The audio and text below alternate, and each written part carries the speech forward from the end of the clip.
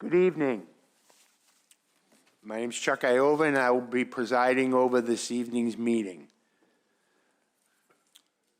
Planning Board, November 9th, 2022. The first administrative item I'm going to take care of is for those in attendance under the provisions of the open meeting law. Attendees are informed that this meeting is being recorded by Urban Media Arts, formerly MATV. I have not been notified that any other recording or audio recording of this meeting will occur. The planning board will do its roll call, and then I will turn it over to Councilor Crowe so the joint, the ordinance committee can do theirs. Hold on a second, Ronnie. You can start. Ronnie Raj Verma, Planning Board. ተወዳጅ ገብረስላሴ ፕላኒንግ ቦርድ Diane Shuha, Planning Board. Ken Antonucci, Planning Board. Chuck Iovan, Planning Board. Michelle Romero, City Planner. Eric McCush, Planning Board. Pat Hayes, Planning Board. Eric Henry, Planning Board. Henry Susi, Planning Board.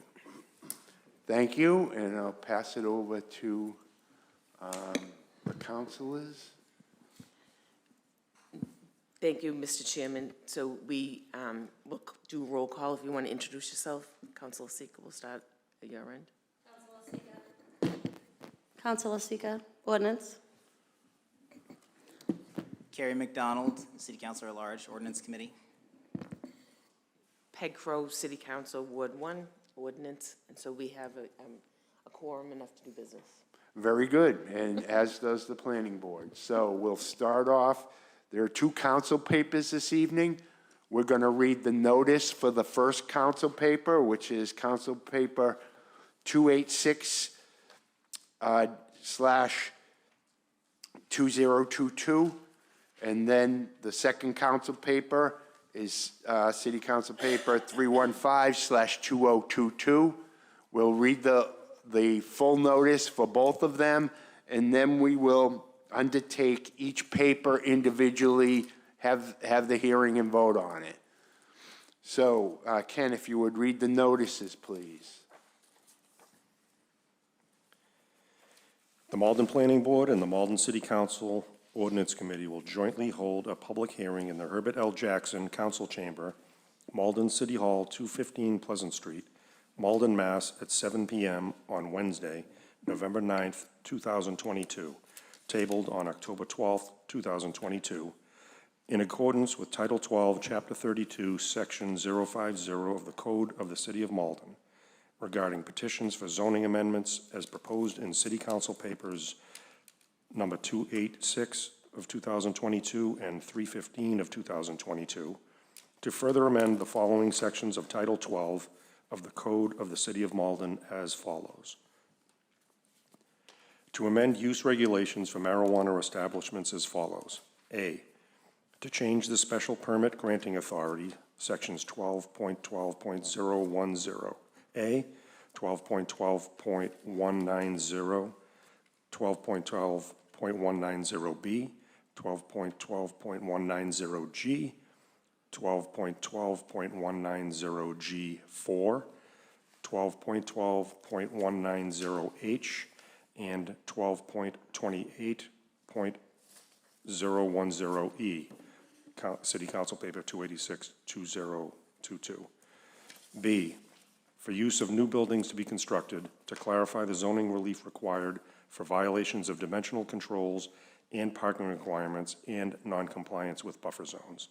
Section 12.12.190A, City Council Paper 315 of 2022. C, for use of existing buildings to clarify the zoning relief required for violations of dimensional controls and parking requirements. Section 12.12.190B, City Council Paper 315, 2022. D, for use of existing buildings to change the zoning relief required for non-compliance with buffer zones. Section 12.12.190B, City Council Paper 315 of 2022. Thank you very much, Ken. So the first paper that we're going to undertake, and we're going to confine our discussion and the hearing to Council Paper 286/2022. I believe Councilor Sika is the sponsor. Would you like to present the paper, Councilor Sika?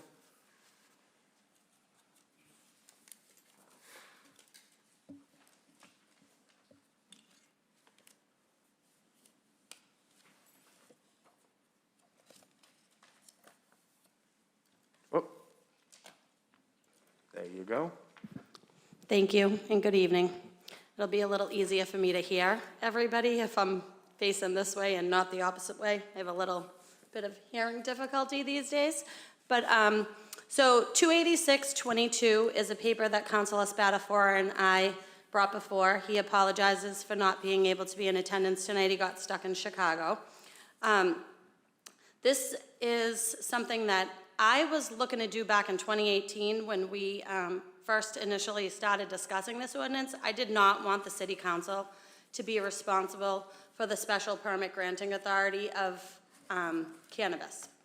I thought that it would be too politically motivated, and after the third license was just issued through a special permit granting authority through the city council, what I thought was going to happen has now happened. So we just had a fourth applicant that came before us, and as far as I'm concerned, it got completely politically motivated.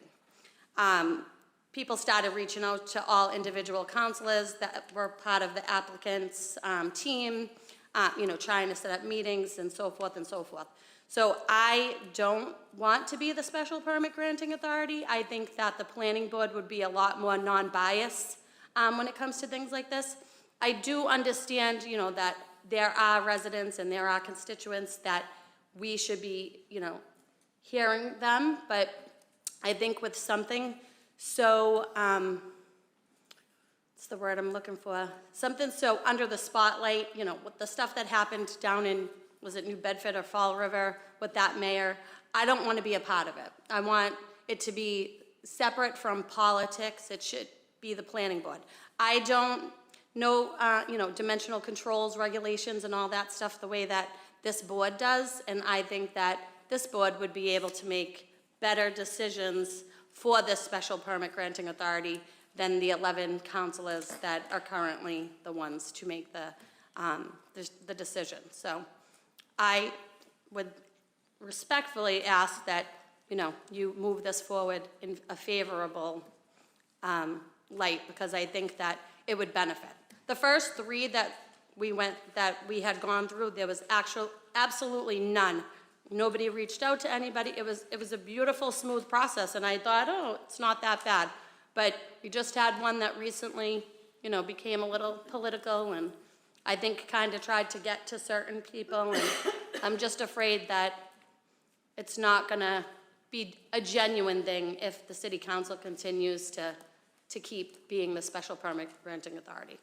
So I request that, you think about it, and I think that it's a little more work for you, and I apologize, but this is what you do already, and I think it fits right underneath the umbrella of things that you are doing now. So, any questions?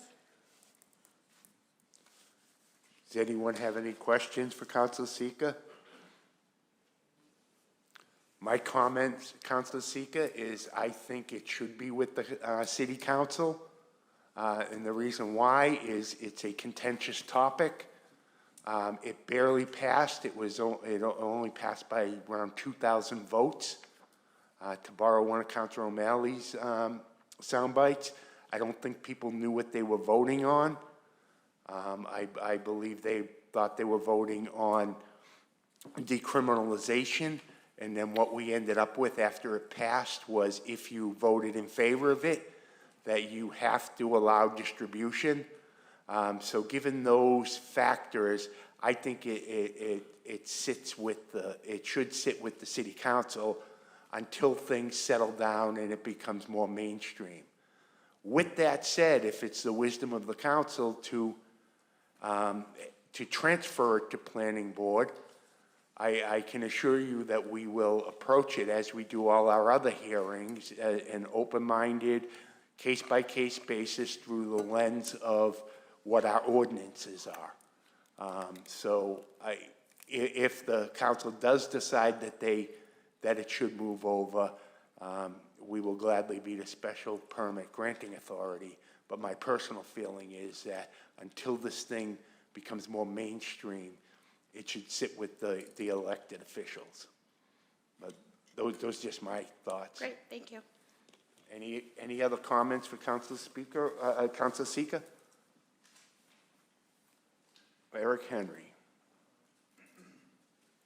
Thank you, Mr. Chair. I don't know if Council Seeker would be the best one to speak to. Hold on a second, it's not letting me add you. There you go. Thank you very much.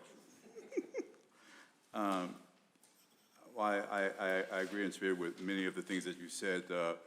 It kind of makes me wonder about the role of who has the authority who should have the authority to do these things. And while I can empathize with you with regards to the council, at one point I thought that the authority to grant these things was with the variance process. So that's the variance process. Should I go back up? Or just Okay. speak into the microphone. So You the- don't have to face us, Councilor. Okay, thank you. You can face the The audience. Board of Appeal process is actually they only have to go in front of the Board of Appeal when a variance needs to be granted. So that's when, like, there's certain buffer zones that they have to meet in order to move on to the city council for the special permit. So we had 3 that did not require variances.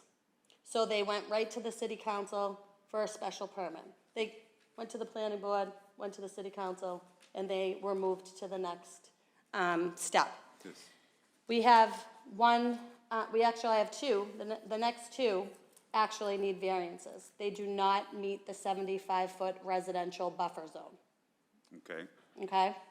So because of that, they had to go to the Board of Appeal to receive a variance. Okay. So as long as an applicant does not require a variance, they totally skip that Board of Appeal process. That's only when there's like a 75-foot residential buffer, there's a 250-foot buffer for a park or recreation, and then is it 500, Nelson, for a school? 500 for a school. So there's a few different buffer zones that they need to meet, and if they don't, that's the only time they go in front of the Board of Appeal to try to seek variance. I could be misconstruing my things, but I thought at one time there was an applicant that, how did this happen? Where the Board of Appeals said it was not their charge to make a decision in that process. So it is them that would make that decision. But There's they 4 chose- criteria that you need to meet in order to be granted a variance. And those are through the state, am I correct? The 4 criteria, so it's basically not, somebody can't come in and say, I want to build a deck within so many feet from my neighbor's property line, and because you're a good person, we're going to give that to you. That's not how it goes. So there's these 4 criteria that the Board of Appeal needs to look at, and they have to check off not just one, but all 4 of those boxes in order to get the relief for the variance. Okay. So there are circumstances where a variance could be granted, but if somebody doesn't check those boxes, then they would not be able to seek that variance. And that's what happened with the particular applicant that you're referring to. They did not meet the 4 requirements for the variance. And thus, the ruling was that they didn't have the authority to grant, they were the. The Board of Appeal has the authority to grant a variance. They just did not meet the 4 Okay. criteria. Am I correct? We're good? Yeah, Michelle. Yes, If I'm you'd sorry. explain, You're clarify. talking about a variance decision. The Board of Appeal rendered a decision and denied the variance. There was commentary in the decision you're referring to, and I understood it was repeated several times, but the Board of Appeal did not find the criteria were met, and it denied the variance because the criteria were not met. That's what their decision says specifically. That decision has been upheld by the courts.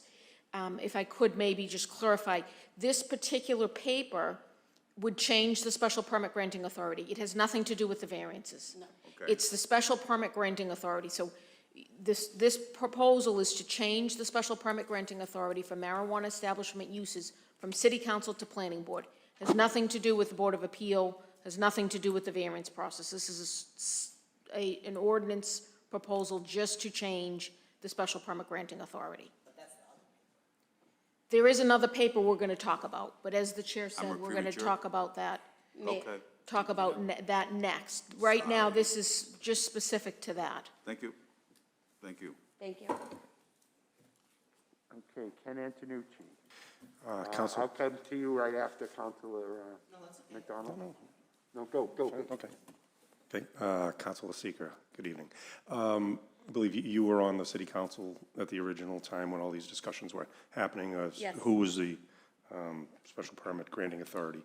Can you go over a quick review of some of the main topics that actually made the decision to go to city council? Because it was in the air between the two in the beginning. Originally, I think it was supposed to be planning board, and then it was, So it was went to city 2008, Ken, so, I mean, 2018, so a lot has happened since then, so I apologize if I'm not completely polished on the topic, but that's we fine. went back and forth with a few different, we had talked to former Mayor Jim Conway about possibly having the license board be the special permit granting authority, since they kind of knew, rules and regulations for alcohol, and we thought cannabis would be something similar, but they did not want to touch it.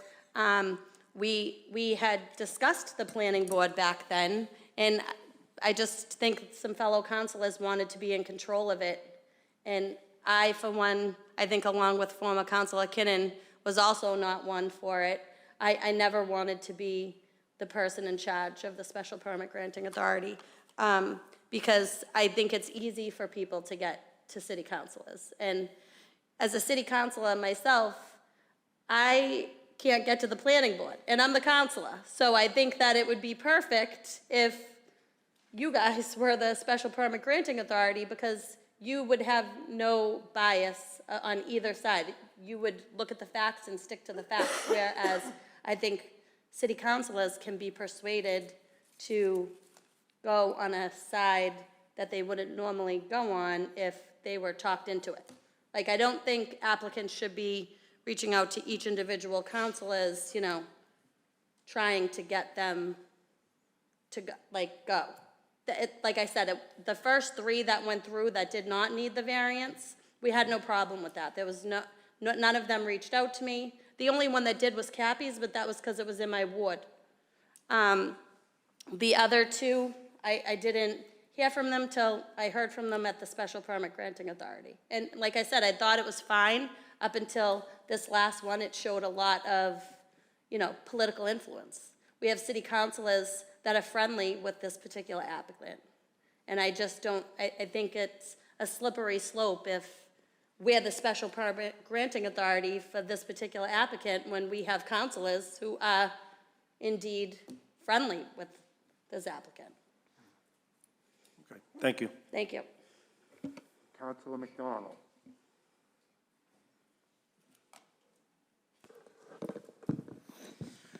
Thank you. And I want to make a comment, and you're welcome to respond or not, Councilor Sika. I recognize that there's some water under the bridge in all this. I'm not sure I would have had a strong opinion one way or another who grants the original permit. But I will just say I think political is in the eye of the beholder. I mean, it's not the same thing as partisanship, which is about, campaigns, elections, and parties. One person's political influence is another person's common sense, and there's no definition of what that is. So I think that it's impossible to exercise authority and decision-making over a process where there is political, opinions, activity in our community. Inherently, the act of deciding is political. But the other point that I think is important in this is that twice in our city code do we require applicants to talk with the city council. So that's in the initial application process. the CLEC is instructed to explicitly base its decision on the support of the ward councilor. And then in the filing requirements, the applicant is required to work with the ward city councilor. And so, you know, it seems like we could have a process that doesn't involve the city council, or we could have one that does. But a process that requires participation of the city council and that, you know, is gonna be subject to the whims of city councilors who are, in fact, I mean, my email, my phone number, yours are online, and people talk to me, and that is accountability in a fraught issue, is being forced to reckon with that and contend with that. So I think the conversation at the council was about, we wanted to see what the planning board's thoughts about this was, but I find it hard to imagine and to stomach an ordinance that is changed based on, you know, needing to have no political influence, yet requires applicants to talk to certain counselors and somehow implies that they shouldn't talk to others. I agree with you 100%, Councilor McDonald. The applicant should be reaching out to, keyword, ward counselors and counselor at larges.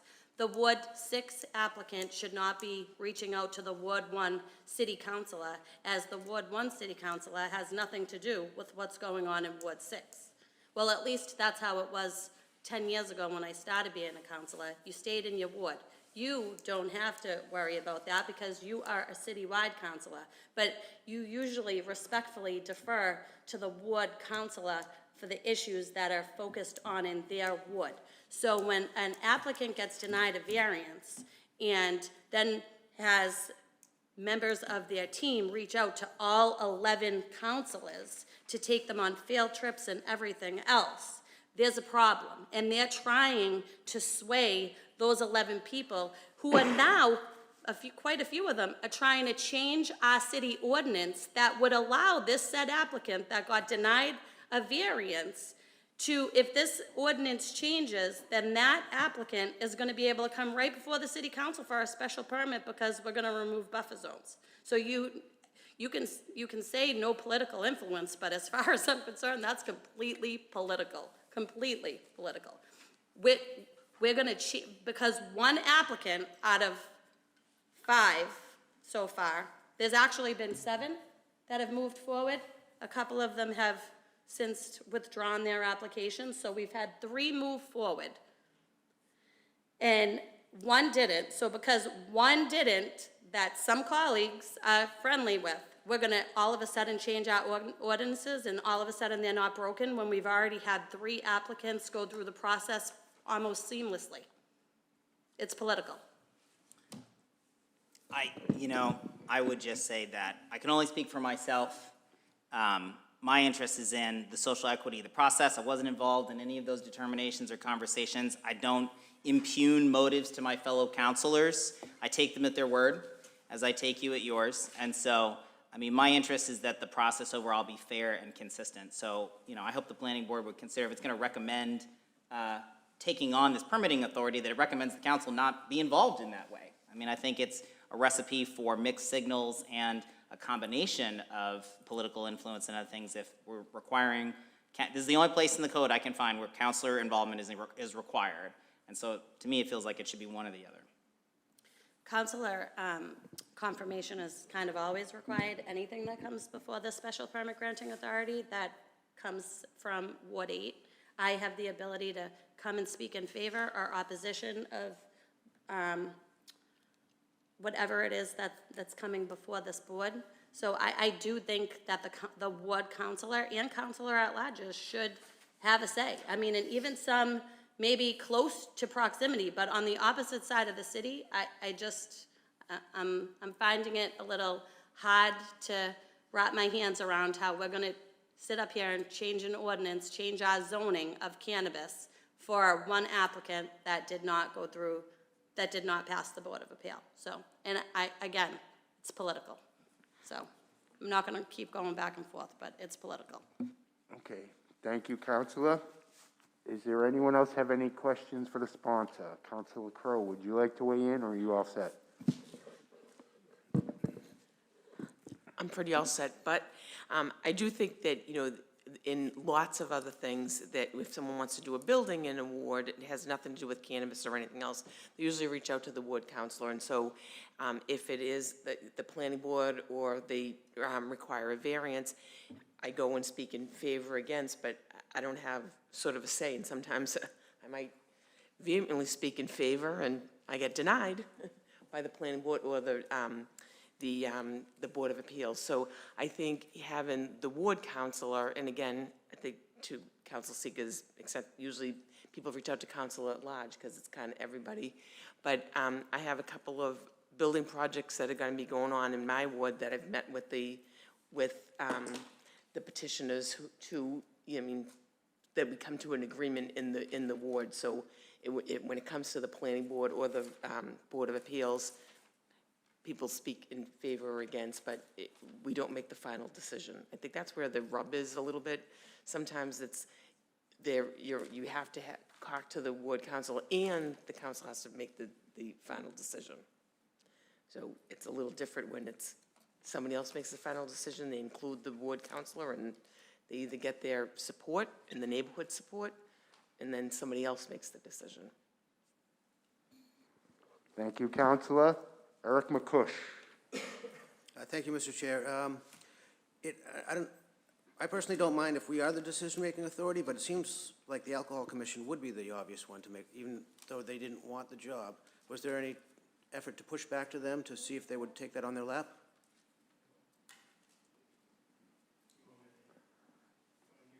I thought there was a reason, I think that they can't do it. I think they can't do it either. There's a reason why. Because it felt like they were the ones who should take the lead on this, but when they pursued it, because of the liquor laws, they couldn't take this on. Okay. Because when I was originally thinking it, I was thinking, we don't do liquor, we don't do tobacco, we don't do firearms.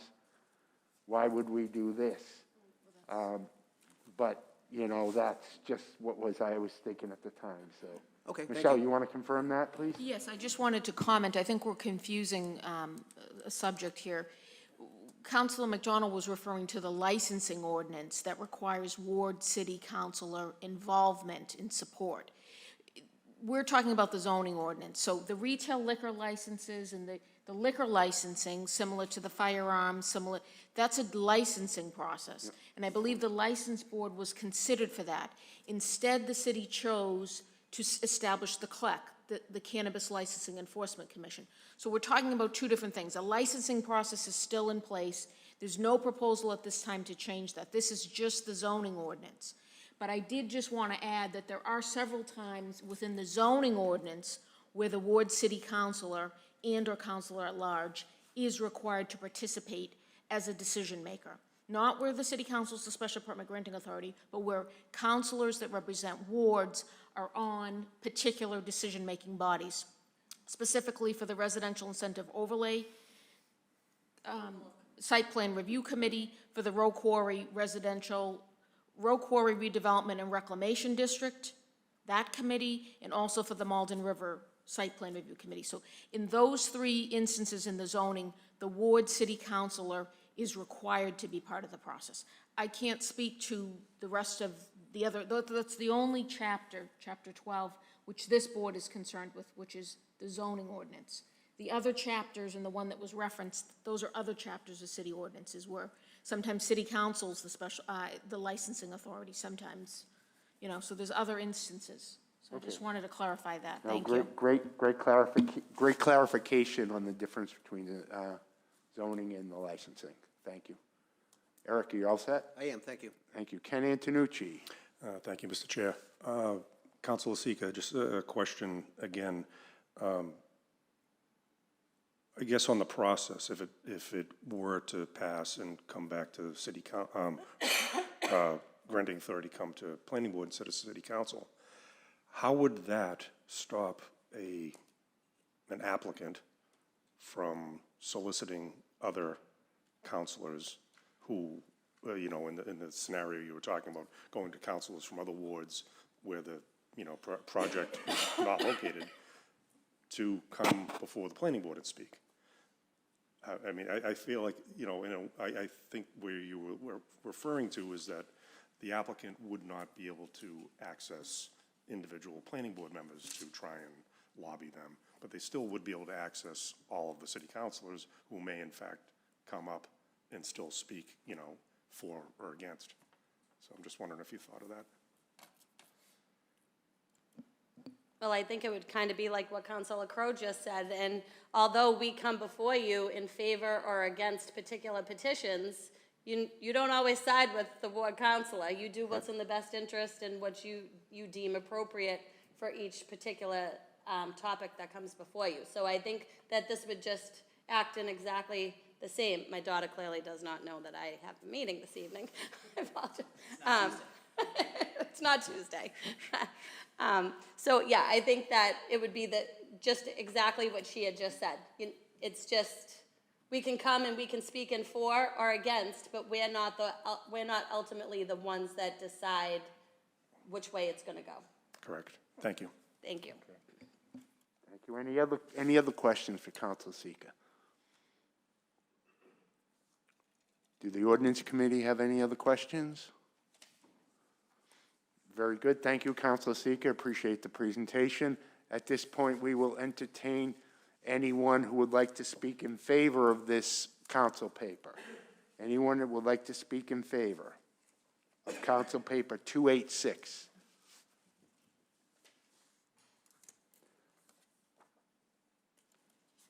Should I go ahead? Yes, please.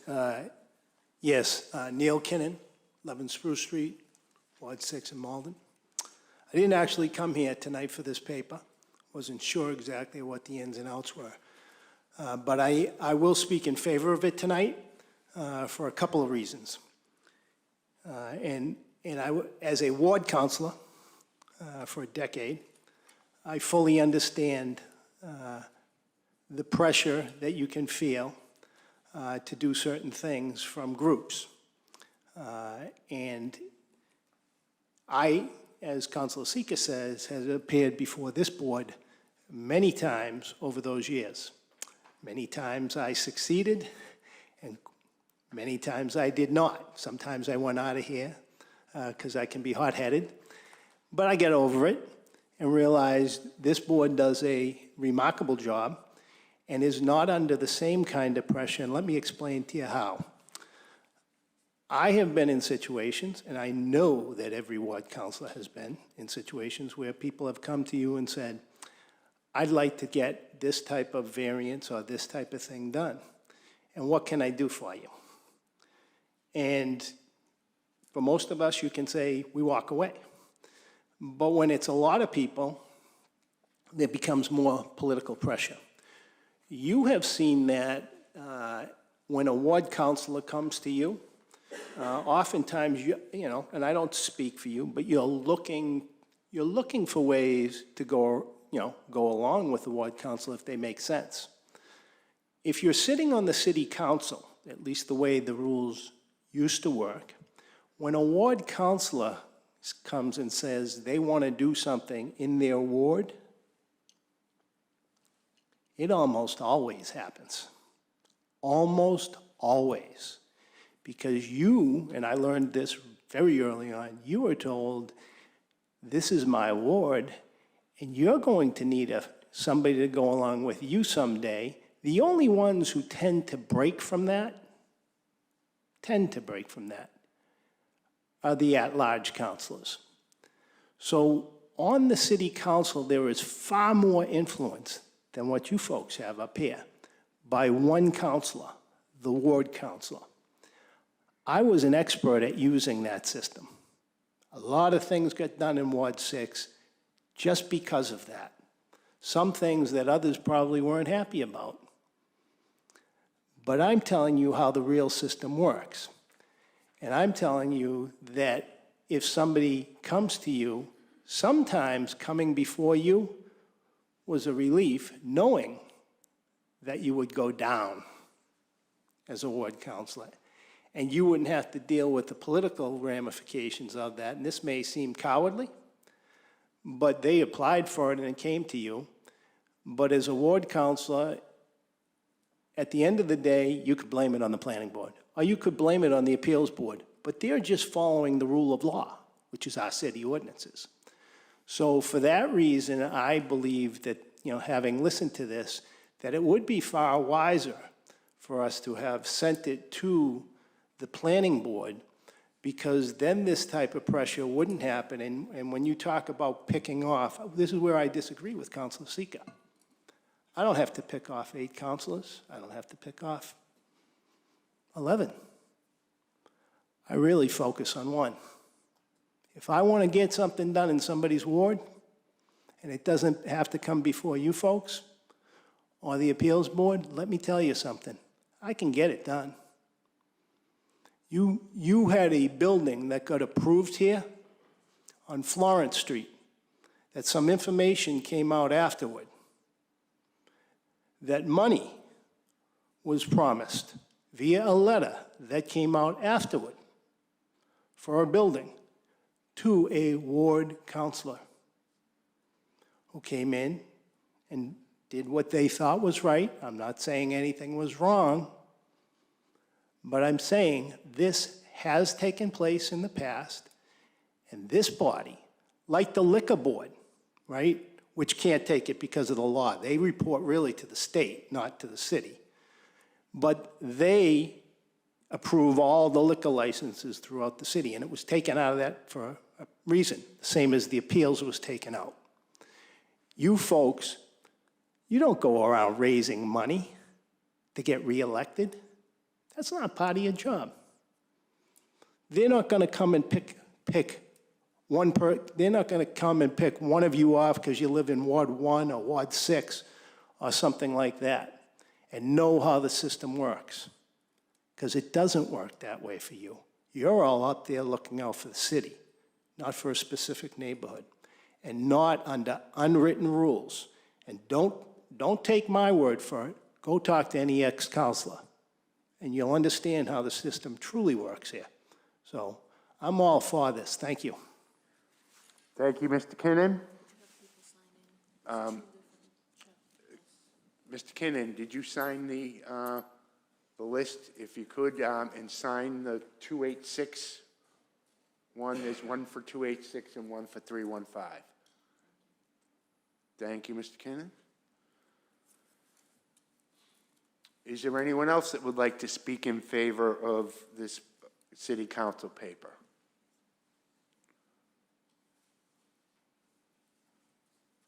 Anyone else in favor? Michelle, do you have anything to read in favor? No.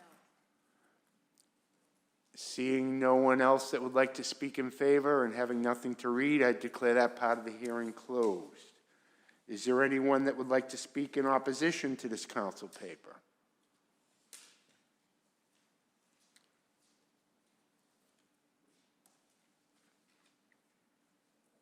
Good evening, Councilor. Yeah.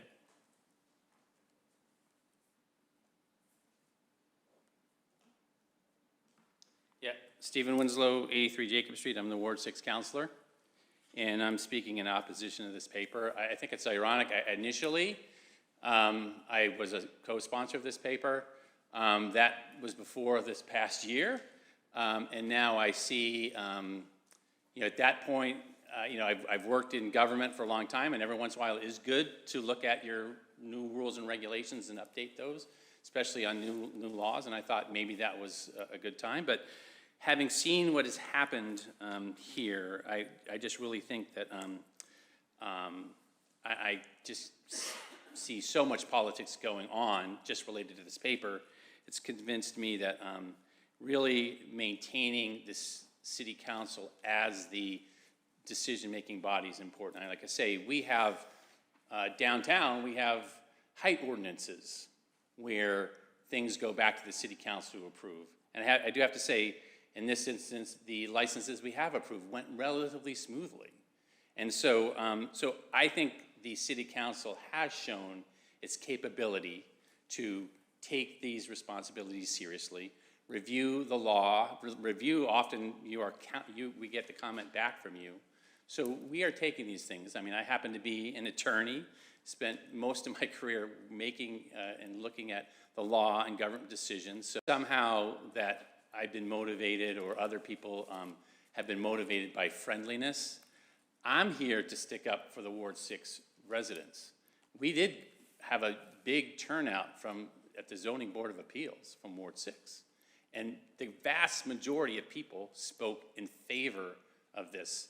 And it was really a technicality that held that back. So that is the type of thing. And I have to say, just like we voted and overturned your recommendation on Dartmouth Street down here, I was approached in Dartmouth Street. I wasn't necessarily the counselor in that type of thing. So I think it is the type of thing.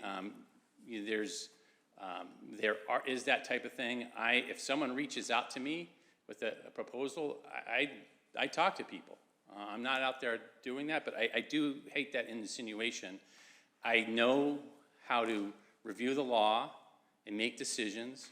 And like I say, we have sometimes put this burden on the council because things are more controversial. But we still have the advice of this planning board, our council, to make sure we are following the law. And I just think that like I say, I'm just frustrated that there's this insinuation that because acquaintance has applied, that somehow counselors are on the take. To me, that's just an insult, to be honest. I have high integrity. I know many of you in a lot of different contexts. You know me, that I have had a lot of integrity. Look at my political campaign reports. I finance a lot of what I do, and I ran for council late in my career because I'm not worried about what someone's paying or something like that. I'm not going to take money from someone who thinks they can influence me. I'm stand up here to talk about and listen to the needs of people in my ward. And the fact is that more people in Ward 6 voted for cannabis, recreational cannabis, than they ever voted for the charter school.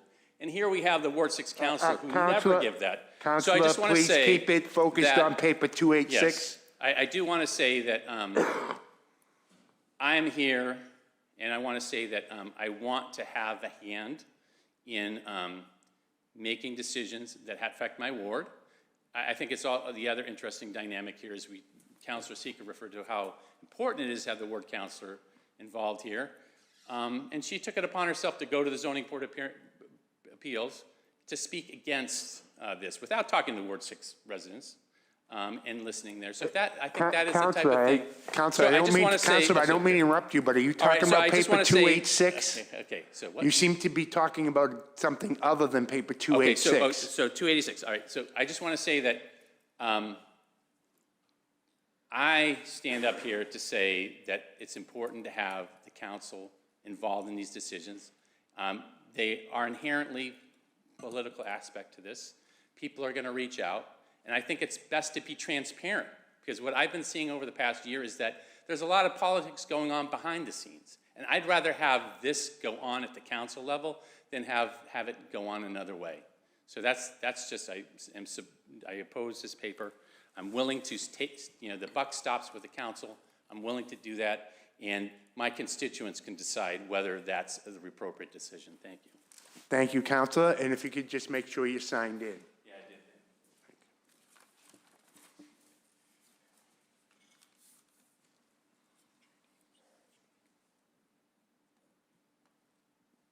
Counselor, were you looking to speak? Counselor Seeker, were you looking to speak? Really quickly, I just want to refer to Councilor Winslow's What's remark. that? I didn't accuse anybody of taking You're bribes. still signing in, so if she has a quick, if she I has a quick just comment, then you said- can come up and speak next, okay, Counselor? I just said we were on a slippery slope, Councilor Winslow. I did not accuse anybody of taking a bribe, first of all. I did not accuse anybody. And hold on one second. And if you didn't sit up here in front of this special permit, this planning board about the Town Line Motel deal. Okay, guys, we're talking about paper 286. I prefer that we do not get into other topics, thank you. So, Councilor Colin Hayes. Thank you. Yes, so I did not come here, Counselor Cologne Hayes, 105 Wyoming Avenue in Malden. I've been coming to all these meetings. I actually try to come to as many meetings on anything that's going on in the city that I possibly can. I didn't come here to speak tonight. I came here to listen. I trust all of you up here. I trust my fellow counselors to do what's right for Malden. I just take offense. It is insulting to say that everything we do is political. We're politicians. Everything we do is political. And we were elected by the people of Malden because the people of Malden trusted us to do the right thing by Malden. So let us do the right thing. We cannot, if we sat here and double talk and think what's going on in other people's head, make insinuations at each other on every vote we take, we're never going to get anything done.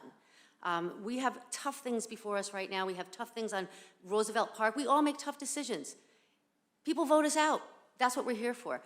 So I'm here to listen to what you all, whatever you all decide. I trust all of you, but I do take offense. This has nothing to do with friendships. I don't even know what people are talking about anymore, but please, So you're in just do it. opposition of this paper?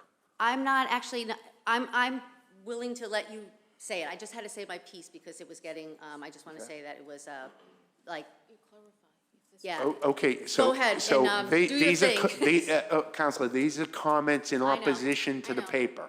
Yep. Do you want to be? Do you want those to No. be recorded as comments in opposition? No, I do not. Just general Okay. comments. Just general comments. Thank you. Anyone else that would like to speak in opposition to the paper 286?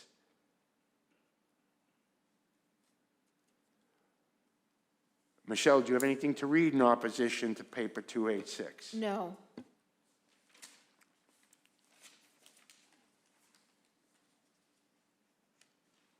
Okay, seeing and hearing none, declare that part of the hearing closed. Michelle, can you take us through your staff report, please, and recommendation? Yes, this is going to be reading mostly from the planning report and recommendation supplement. It's dated October 12th, 2022. This supplements the planning report and recommendation dated August 16th, 2022. It incorporates and repeats relevant information for convenient reference. Both of those reports and recommendations are incorporated herein by reference into the record of this hearing, even though I won't be reading word for word of both of them. So we heard who the petition was filed for. The matter was tabled back in August. We heard there was a similar amendment previously proposed. In terms of current zoning, I've given you some a summary of provisions of the current ordinance relevant to these amendments, specifically regarding the marijuana establishments, and you all have a copy in the original package and I believe also in the supplement of Title 12.12.190. That's the code of the City of Malden. That's part of the zoning ordinance, which regulates marijuana establishments. In terms of that, special permits required for any marijuana establishment. The special permit granting authority is the City Council under the current ordinance. The use categories of marijuana establishments are marijuana retailer, marijuana cultivator, independent marijuana testing laboratory, marijuana product manufacturer, marijuana research facility, marijuana transporter. I'm mentioning all of those because this special permit granting authority applies to all those categories of marijuana establishments. So as I said, the special permit granting authority for the marijuana establishments currently is the City Council. I've noted here the City Council is also the special permit granting authority for multifamily dwellings 6 to 7 stories, all structures more than 6 stories, reduced parking requirements for residential uses in the central business zoning district, and for multifamily dwellings 8 to 10 stories in the road quarry reclamation redevelopment subdistricts 1 and 2. The Planning Board is the special permit granting authority for the following: all residential, institutional, business, industrial, and other uses allowed by special permit except multifamily dwellings 6 to 7 stories, structures more than 6 stories, marijuana establishments, and multifamily dwellings 8 to 10 stories in the road quarry reclamation redevelopment district. I've attached the table of use regulations. I did not list all the residential, institutional, business, industrial, and other uses for which the Planning Board is a special permit granting authority. But if you look at that table, which is taken out of the zoning ordinance, anywhere it says SP, except for those except for those 4 uses I just mentioned, The planning board is the special permit granting authority. You're also the special permit granting authority for development in the floodplain districts, for the inclusionary zoning developments, and for any reconstruction, extension, structural change, alteration, and conversion or change of use of pre-existing nonconforming uses and properties. You also are the special permit granting authority for ledge removal and alteration of grade. The summary of the amendments, we heard from the sponsor. The purpose and intent is stated in the paper. As was mentioned, and this is the intro to the paper, the amendments are proposed in the interest of promoting a fair and transparent marijuana licensing process free from political influence and the potential for state ethics violations. I'll note applications and exemptions. The amendments will apply to new construction and new use and occupancy of existing buildings unless exempt by state law, our local ordinance, or the express language of the amendment, or for property that's the subject of a building permit or special permit issued before the first date of publication. The notice of public hearing, that was July 29th, 2022 for this particular amendment. I'm noting here the following projects that are exempt from the proposed amendments, given issuance of a building permit and or special permit before the date of first publication of the public hearing notice. One is at 323 Commercial Street, that's a special permit that is for a marijuana retailer. There's a special permit that was granted, building permit that was issued, there's also temporary occupancy permit issued. 7 Linehurst Road, also marijuana retailer, a special permit was granted, building permit was issued. Also, an update is that there is a temporary occupancy permit issued. And then finally, 36 Charles Street, there is a special permit that was granted. So those are the 3, and that's for a marijuana retailer. Those 3 particular properties would be exempt from this amendment by state law and our local ordinance. Per state law, applications for permits that are in the processing stage when publication occurs are not protected. However, historically, the city interprets in consideration of a pending petitioner's good faith reliance on current regulations that proposed amendments do not apply to applications filed prior to the first date of publication of the notice of public hearing. There are no complete applications in the processing stage. In terms of the effective date is the date of the City Council's vote to ordain the amendment.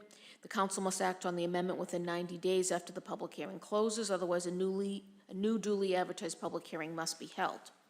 So if the public hearing closes tonight on November 9th, just give me a minute here,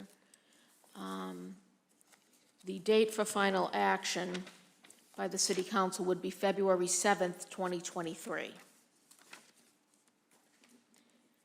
That would be 90 days from tonight. So the standard of review, your review and recommendation of this zoning amendment should be directed by substantive planning objectives, community need, and general welfare. The proposed amendments are administrative and procedural in nature. The amendments will ensure there's consistent application of the special permit regulations for all business and industrial uses by the same special permit granting authority. The planning board. Planning board is the city's special permit granting authority with the most experience and expertise. The board receives technical support from full-time professional staff. Special permits are the only form of zoning relief that this board decides.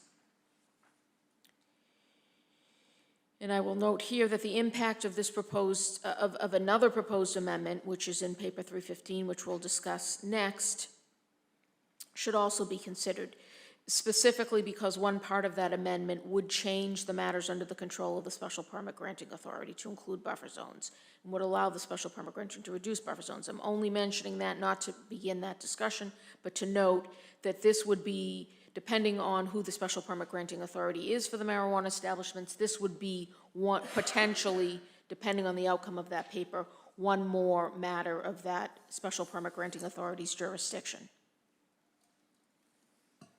Do you have questions, or you want me to give the recommendation? If no one has any questions, if you can give your recommendation.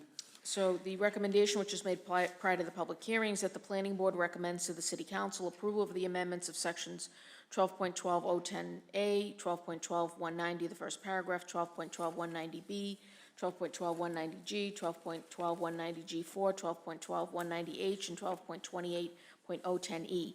For the board's reference, all those are sections of the zoning ordinance where city council is referenced as the special permit granting authority for marijuana establishments. I didn't repeat all of those sections for you, but in some cases, it's just one line or one word in a paragraph. So those are the particular sections and subsections where special permit granting authority as city council is named, again, just for marijuana establishments. That is the only thing this paper is looking at, changing the special permit granting authority for marijuana establishments.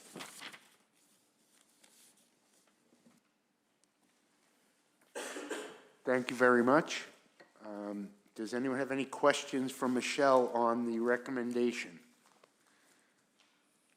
And this will be a recommendation that you make to the city council. It's an advisory recommendation. You have 21 days to make it from the date the hearing closes. I would recommend that you make the recommendation tonight because you're not scheduled to convene within the next 21 days. The council will receive your recommendation and can take it into account and accord it whatever weight it sees fit. So it's not required that they follow your recommendation. Just want to make sure everyone's clear. This is an advisory recommendation. It will be the council who decides whether to amend the zoning ordinance. Okay, thank you, Michelle. Ken Antonucci. Thank you, Mr. Chair. I just have one concern with this, and whether it ends up in planning board hands to be the special granting authority or whatever, my one trepidation is that politics doesn't end up entering this chamber when planning board is in session. As you can see, this is a contentious issue. This isn't the only contentious issue, as Councilor Hayes, Colin Hayes, has mentioned. And I would just hate to see members of the planning board attacked, as I've heard they have been over the last several years, like city councilors tend to, pardon the expression, go after each other. I've always liked the part of this body that we were independent and I don't want to say above the fray, removed from the fray, or however you want to best say it, but my one trepidation is that I would not like to see us kind of dragged into it, because I have seen a lot of politics heading into the planning board from the outside over the last couple of years. I don't like it, and I would hate to see some of the personal attacks that some have suffered spread to some of the other members on this board. So with that, that's all, Okay, that's all I wanted to say. Thank you, Ken. Eric Henry. Yes, thank you, Mr. Chair. Just kind of echo with sort of kind of what Ken is saying. I think we as a body, we routinely debate issues whether or not we as a board should to yield our special permitting granting authority to the council. And in past times, I've heard the petitioners say that this was in the best interest of the city because the elected body was best to solve these matters, i.e. for height restrictions in buildings and such as this nature. So it's kind of an unusual twist, if you will, 180, that now the council is trying to give back a special permanent granting authority. And the reason being is that it is because of our level of expertise. Our level of expertise they've always been in existence. So I'm a bit lacking for understanding on that one. And I'll yield with that. Okay, thank you very much. Any other questions or comments? If there's none, is there a motion? Eric Henry. Thank you, Mr. Chair. I'd like to make a motion that we deny this request as You recommend disapproval? correct. I recommend disapproval. Is there a second from Eric Henry's motion to recommend disapproval of Council Paper 286?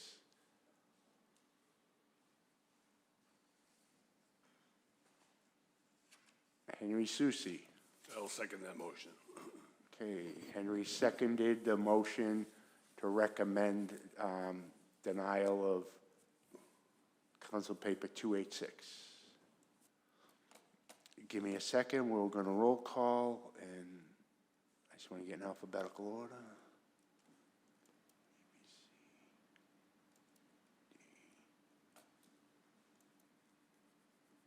Okay, go ahead, Michelle. So a yes vote is to recommend disapproval. Ken Antonucci? No. Diane Shuha? Yes. Tawadej Gebrselassie? Yes. Patrick Hayes? No. Eric Henry? Yes. Eric McCush? No. Henry Susi? Yes. Ronnie Raj Verma? No. Chuck Iovan? No. So that motion, the vote was 5 no to 4 yes. So the motion to recommend disapproval did not pass.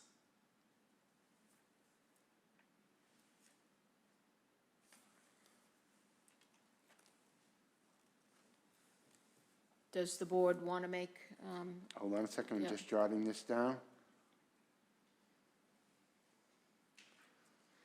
Okay, let's see, Ken Antonucci. Mr. Chair, I'd like to make a motion to approve planning recommendation. So you want to make a motion to recommend approval of the Council Paper 286? Yes. Yes.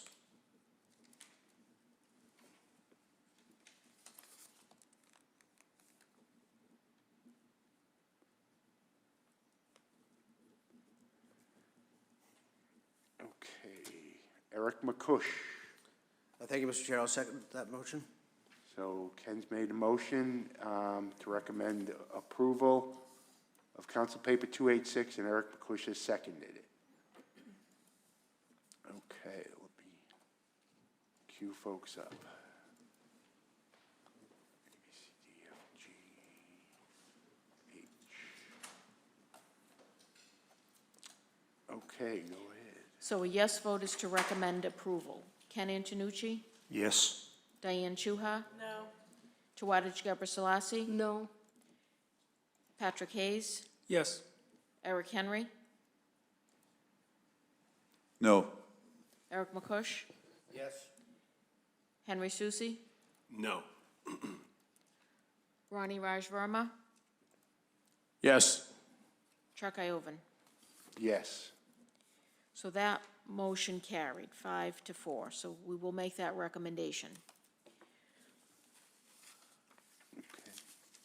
to the city council.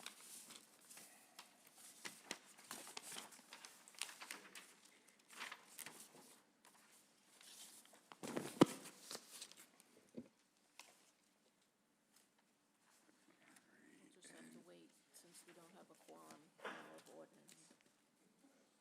Right, no, that's fine. I'll give you a second to finish my notes and go from there. Okay, so for those in the audience, Planning Board has voted and approved. We will be making a recommendation in favor of Council Paper 286. We're going to move on now with Council Paper 315/2022, which has 3 components to it. We've already read the notice, so what we're talking about here is Council Paper 315. We will no longer be taking testimony on Council Paper 286. So is the sponsor of the paper here? Whatever you feel more comfortable, Counselor, if you want to talk at the podium or if you prefer to speak from where you are, don't feel compelled that you got to turn around and look at us.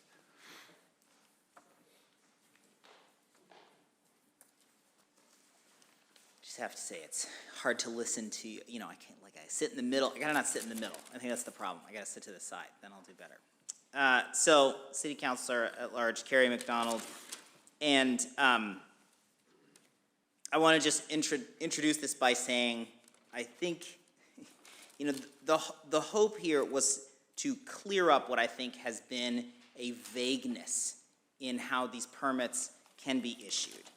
And as is noted in the planner's report, the planning report, you know, this came to light after a petitioner went to the Board of Appeal, got denied a variance, and the denial was legal and appropriate. However, what it demonstrated is that there are situations in which there, because the denial of the variance is based on someone who was purchasing a property to open a dispensary. There's never going to be a situation in which buying a new property is going to be subject to a variance because it's not an unavoidable hardship. You could just not buy the property. That's inherently a decision. And so that isn't to say that it's not a variance problem. That's what we learned. Like, that is actually something that was not defined well in law. And it took us about an hour and a half talking about this in the Ordinance Committee to figure out what we were even all talking about together. So our city staff went to put their heads together. That was our planner, our building commissioner, our legal counsel, to try to figure out what is it in the law that is possible or not possible. And came back understanding that what we were talking about in cases not adapting an existing building, but when purchasing a new building, we're not talking about a variance, because that's sole province of the Board of Appeals. And we're not talking about zoning relief, which is not appropriate given the way that the zoning is created. But what we're talking about is a finding that allows the special permit granting authority, whoever that may be, to determine that it's in the best interest of the city to allow some deviation from the strictness in the code. So this was helpful to me to understand, and I think that that was validated by the fact that our city staff came back and said, actually, this vagueness exists in all special permit granting sections of the code, and went back and recommended cleaning it up with the almost identical language. Now, what the controls or the regulations are different for different permits, but this same language about being able to approve it with a finding that it is in the best interest and not detrimental to the neighborhood. You all recommended approval. The city council then enrolled and just ordained last week. Was that last week? So I thought that was helpful. It's not my intent to inherently change all the buffer zones. But I think that what we've learned in a few years of the process is that it doesn't pass the sniff test to say that there is no scenario, there's zero scenario in which a single inch deviation from these rather arbitrarily set buffer zones, I'm not saying they're not valid, I'm just saying they're not based on any particular relationship or measurement, and say that you can't open a dispensary if the years of process and everything else checks out. When we asked, could our city planning department or our GIS department generate a map of properties that would be permitted based on the buffer zone measurements, they said, no, that's too complicated, we can't do that. So to me, that says, how on earth could we do our due diligence to figure out whether these buffer zones inherently are fair or unfair or too burdensome? Our job as counselors, right, with your guidance, we can't even do that. So the only way to create a fair and reasonable system is simply to allow there to be a finding at the end result of the special permit. And as we know, the special permit granting process for cannabis dispensaries is pretty much the most restrictive permitting process that we have. I mean, there's no chance that things slide through. There's an entirely independent licensing commission, all of the due process that has to go along with that. So that was my suggestion, is simply to just clarify that this has been the practice for other types of special permits, and thus it is the practice here. And then we found, actually, that's great to clarify for all the special permits. So that's where I thought we were. And I have to tell you that I was surprised to read the planning recommendation that so vehemently opposed this change. And I think makes some characterizations that do not fit my understanding of the situation. I'd also just like to state for the record, I'm a new counselor, but I don't know of another instance where a city staff person issues unilateral recommendations, not about an interpretation of a policy, but about a policy that's before the council itself, and doesn't actually give them to us in advance. These are not objections. that we Excuse me, make. Counselor, are you explaining what the paper is? What I'd like to hear is a description of what the paper submitted is, paper 315, what the components are, why it's being proposed, and what's being asked for. It sounds like you're already launched into the in favor or against.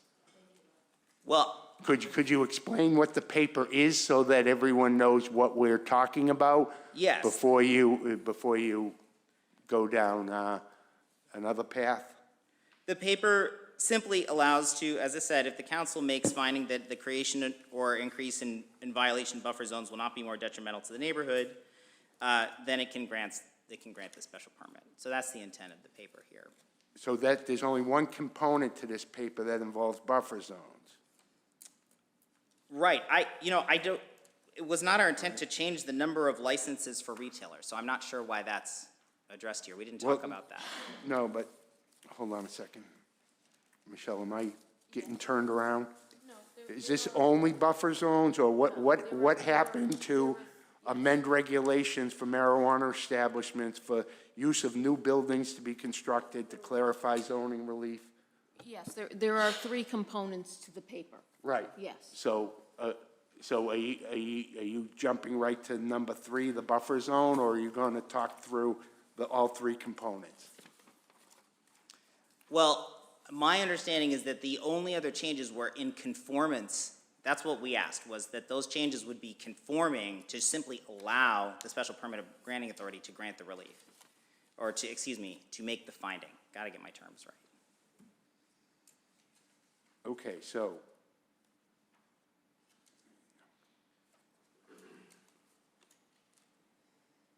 Okay, yeah, if you could, Yeah, Michelle. I think the counselor sort of explained everything together. So the part that the counselor referenced, that he's referencing paper 319, which, as he said, was recently ordained, clarified the existing protocol for special permits that are granted specific to dimensional controls and parking requirements. It's specific to the two types. If there's new construction, a variance would be required if the proposal doesn't comply with parking or dimensional controls. That's that provision that he referenced got mentioned throughout, that the city solicitor offices and I, in working with the building commissioner, we all agreed that's the city's current protocol and administration. It should be stated specifically in there. So if there's new construction, the use does not comply with dimensional or parking, a variance is required. That's how it's always been administered, but it didn't actually state that, okay, for any of the special permit granting sections, which is what the council mentioned. The second part of that is for pre-existing non-conforming buildings. So a new use wants to go in an existing building. Those are typically come before this board for special permits. This board routinely, as part of its special permit, would make a finding that increases in parking or dimensional controls may not be more detrimental to the neighborhood. That's the finding that the council's talking about. That was not stated in the ordinance, but that has been the current protocol in the historical protocol administration of the ordinance. So that got codified by paper 319. So now all those special permit sections state, if it's new construction, you don't comply with parking or dimensional, you need a variance. If it's use of an existing building, you don't comply with parking or dimensional controls, you can get that addressed with the special permit. So that's the part that those are the two parts of the three that are part of this paper. So that is what the council was mentioning. We're going to recommend the same thing for the marijuana establishments. Marijuana establishments is a type of special permit. So we are recommending that for new construction, parking, if a proposal doesn't meet with parking or dimensional controls, you would need to seek a variance. That is what we've been doing. That's the current protocol, that's the historical administration. So we're going to codify that language. So it will state, if a proposal for marijuana establishment in its new construction, new building, doesn't comply, you would need a variance. And the second part is the same as the second part for all those other ordinances. If reuse of a building is for marijuana establishment, so the existing building and it doesn't comply with parking or dimensional, the special permit granting authority can make a finding. And if they find that it's not more detrimental, the increase or creation of new violations, they can grant that in a special permit. So again, that is what we've been doing, it's just going to codify it. So those are the two parts the board is familiar with, in that are repeated elsewhere now in the ordinance, because again, paper 319 was just ordained. The third part, which I think is what the chair is asking about and what the council mentioned, has to do with buffer zones.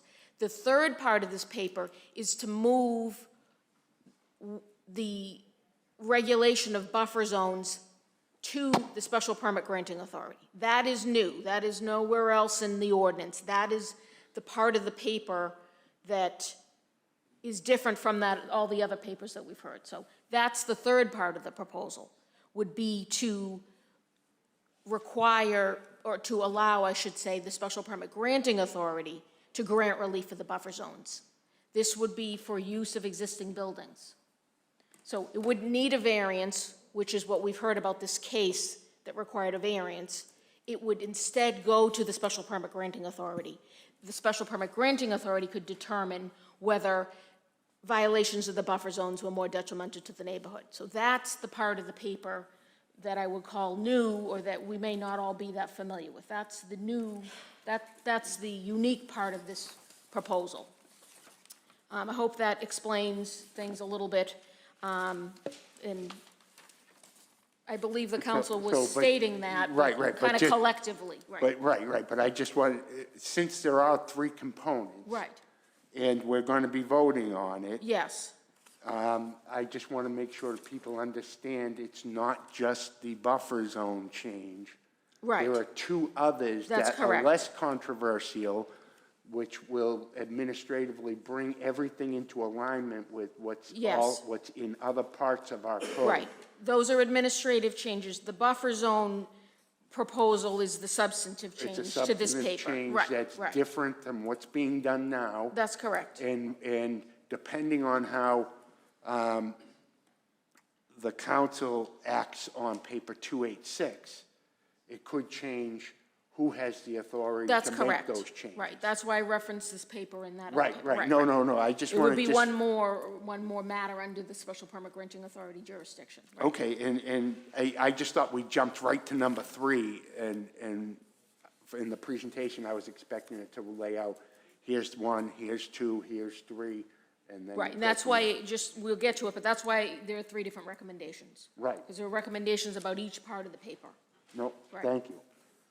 Okay, so, Ken, do you have questions, or afterwards, we'll turn it back to Councilor McDonald to proceed? No, I just want to clarify, Michelle, because you mentioned, and Councilor also mentioned this, City Council Paper 319. So even though City Council Paper 319 passed, and that we still need, that doesn't apply to C and D for tonight. Right, because, right, Because it's specific. to the, right. To specific to the marijuana establishment. Right, 319 applied to all those other use categories, the industrial, the business uses, gasoline filling stations, historical, significant properties. Those were all itemized in paper 319. Marijuana establishments was not included in the list because we knew this paper had been filed. So Okay, that, so- it's the same provision, those two provisions are the same, but they're being handled in a different paper. Okay, so We even though. would need to do this. So this paper existed before 319 was proposed, so 319, because light was shown on an issue because of this paper, 319 was developed, went to city council and passed. Right, this, And this. Right. specifically marijuana establishments were not included there because there was already a pre-existing paper Right. in Well, process. not exactly, but the idea for this paper came up, and when we went to prepare this paper, it was brought to light, as you said, that those particular 2 provisions needed to be clarified throughout the rest of the ordinance, which is what the council was referring to. So then, when we worked with the ordinance committee, we were asked, can you prepare 5 separate papers?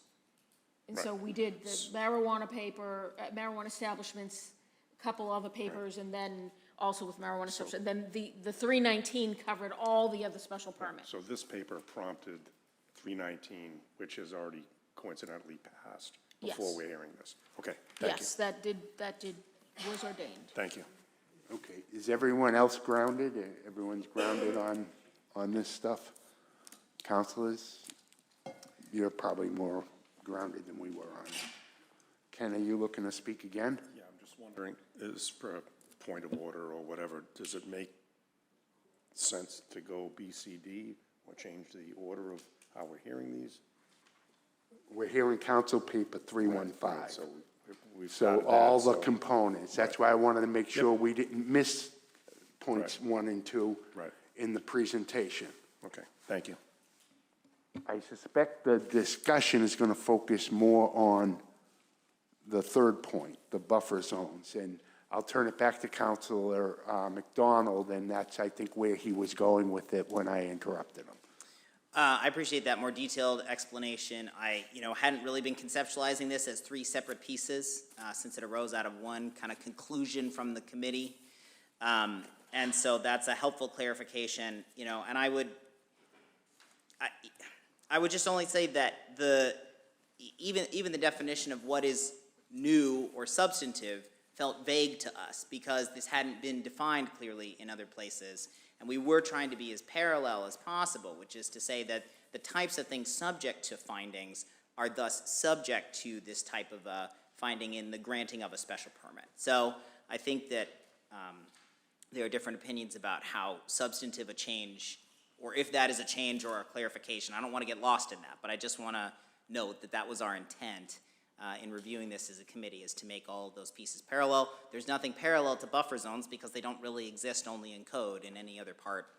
As I understand it, the only thing else related to buffer zones has to do with our conservation laws, and those are required by the state. So it's a little bit of a different situation. So this is the only place where we are creating buffer zones of our own accord. So there isn't an exact parallel, so it's hard to adjudicate that.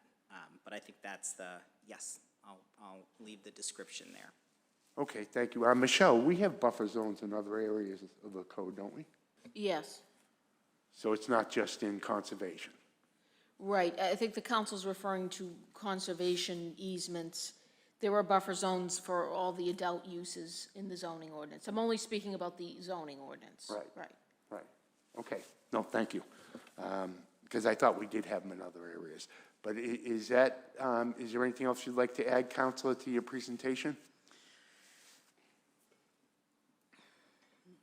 I would simply just emphasize, I think that it's incumbent upon us as policymakers to ascertain whether our policy is reasonable, and we don't have a good mechanism of doing that. We did review ordinances from a number of other comparable municipalities, as I think we talked about in the last hearing, and found that Malden's is the most restrictive. And this is a part of what is restrictive in that, is if the ultimate interpretation is that there is simply no way to vary even an inch or from these measurements set down in ordinance under any circumstances, unlike other kind of terms of the permit like there would be around parking, it's just unreasonable. It doesn't comply with our mandate to have a fair process or to have an equitable one. So that's what, I'm not being an attorney, I'm less familiar with all of the ins and outs, but that's, I think, the key takeaway here, is the fair process. Counselor, you refer to the fact that Malden's the most restrictive in its regulation laws. How did you arrive at that? Was that presented to you? It was, yes.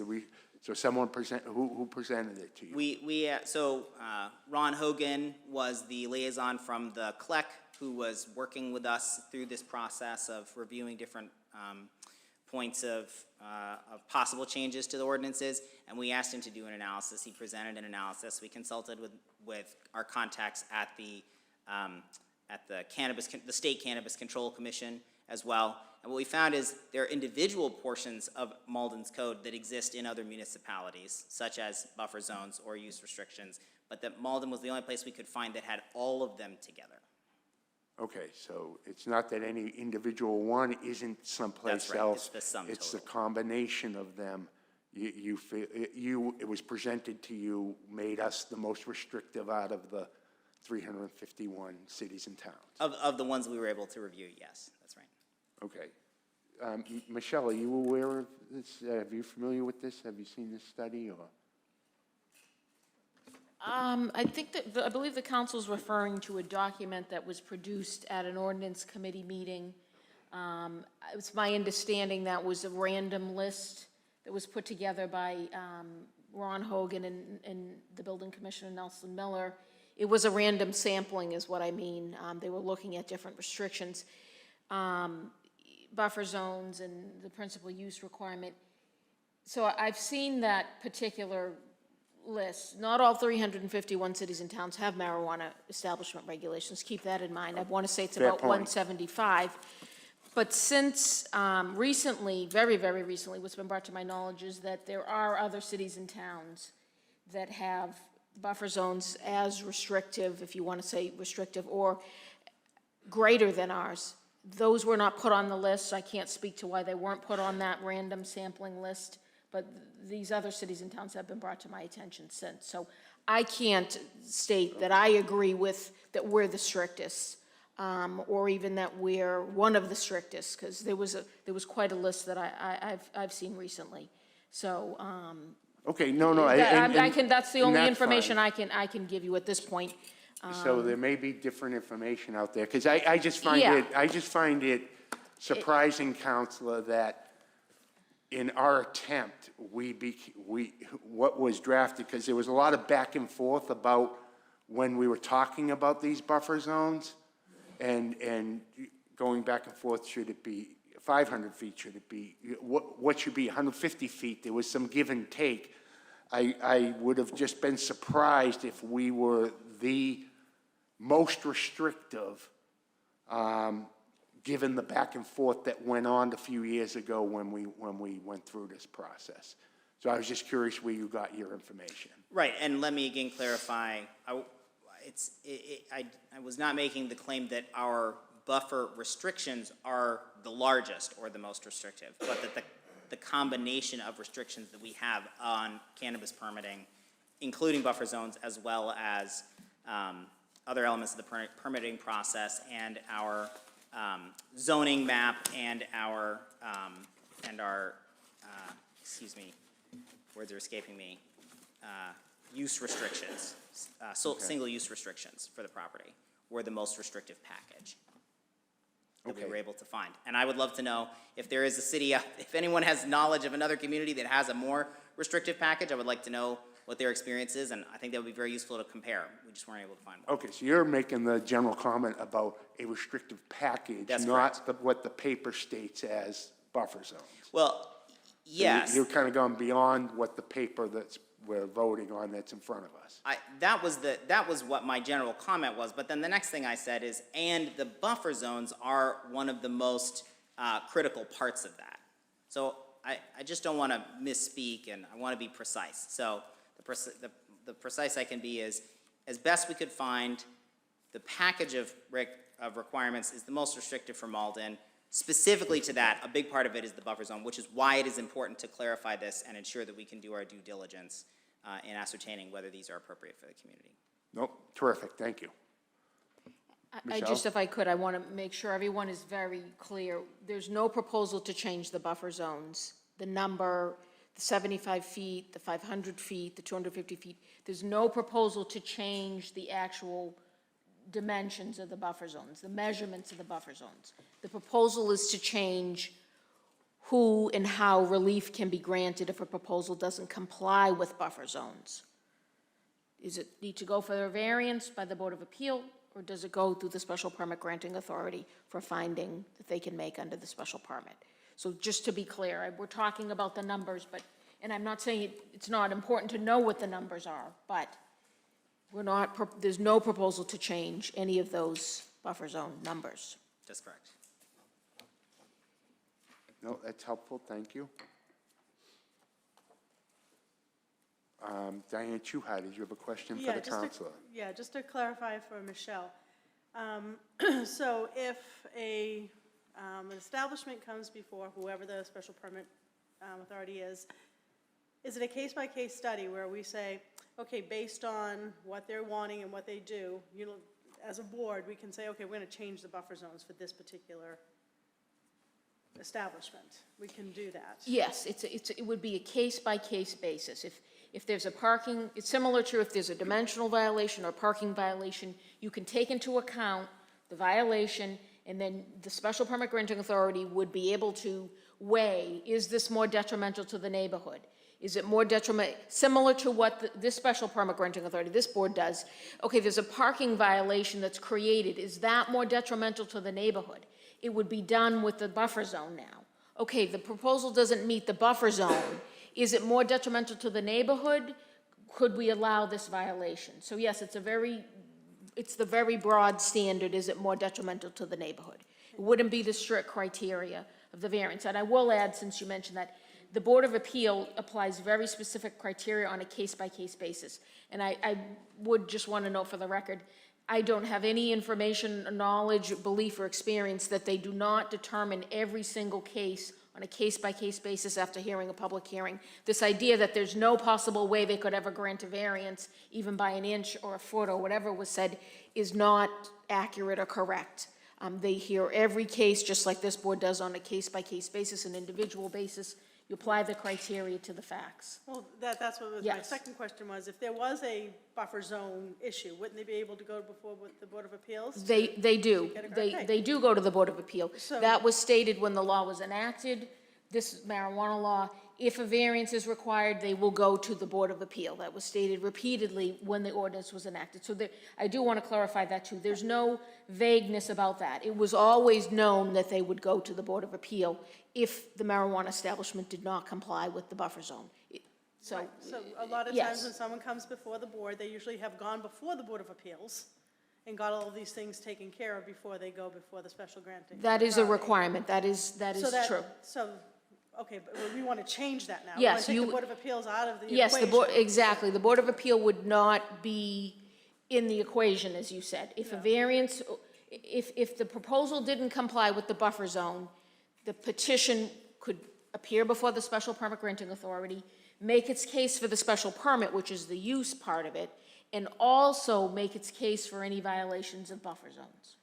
Yeah, I just feel, a few years back, we were up until 1 o'clock in the morning discussing this. And we had neighbors and families and everybody in the world came out for that one. And to now just change it, or give somebody else another authority to change it, other than the Board of Appeals, because with all due respect, sometimes with the city council, I don't see that as well attended, those meetings, as I do a planning board meeting or a Board of Appeals meeting. So I think if you leave it with the Board of Appeals, if they have a right to do it, I mean, if they said you can't get even a variance for the buffer zone, well, I'd have a problem with that. But if they have a right to go before the Board of Appeals to get a variance, then I don't see an issue with keeping it the way it is. Okay, thank you, Diane. If I can just clarify, we're not asking that the Board of Appeals be cut out. That's not the recommendation. It's that because the Board of Appeals exists, it continues to exist for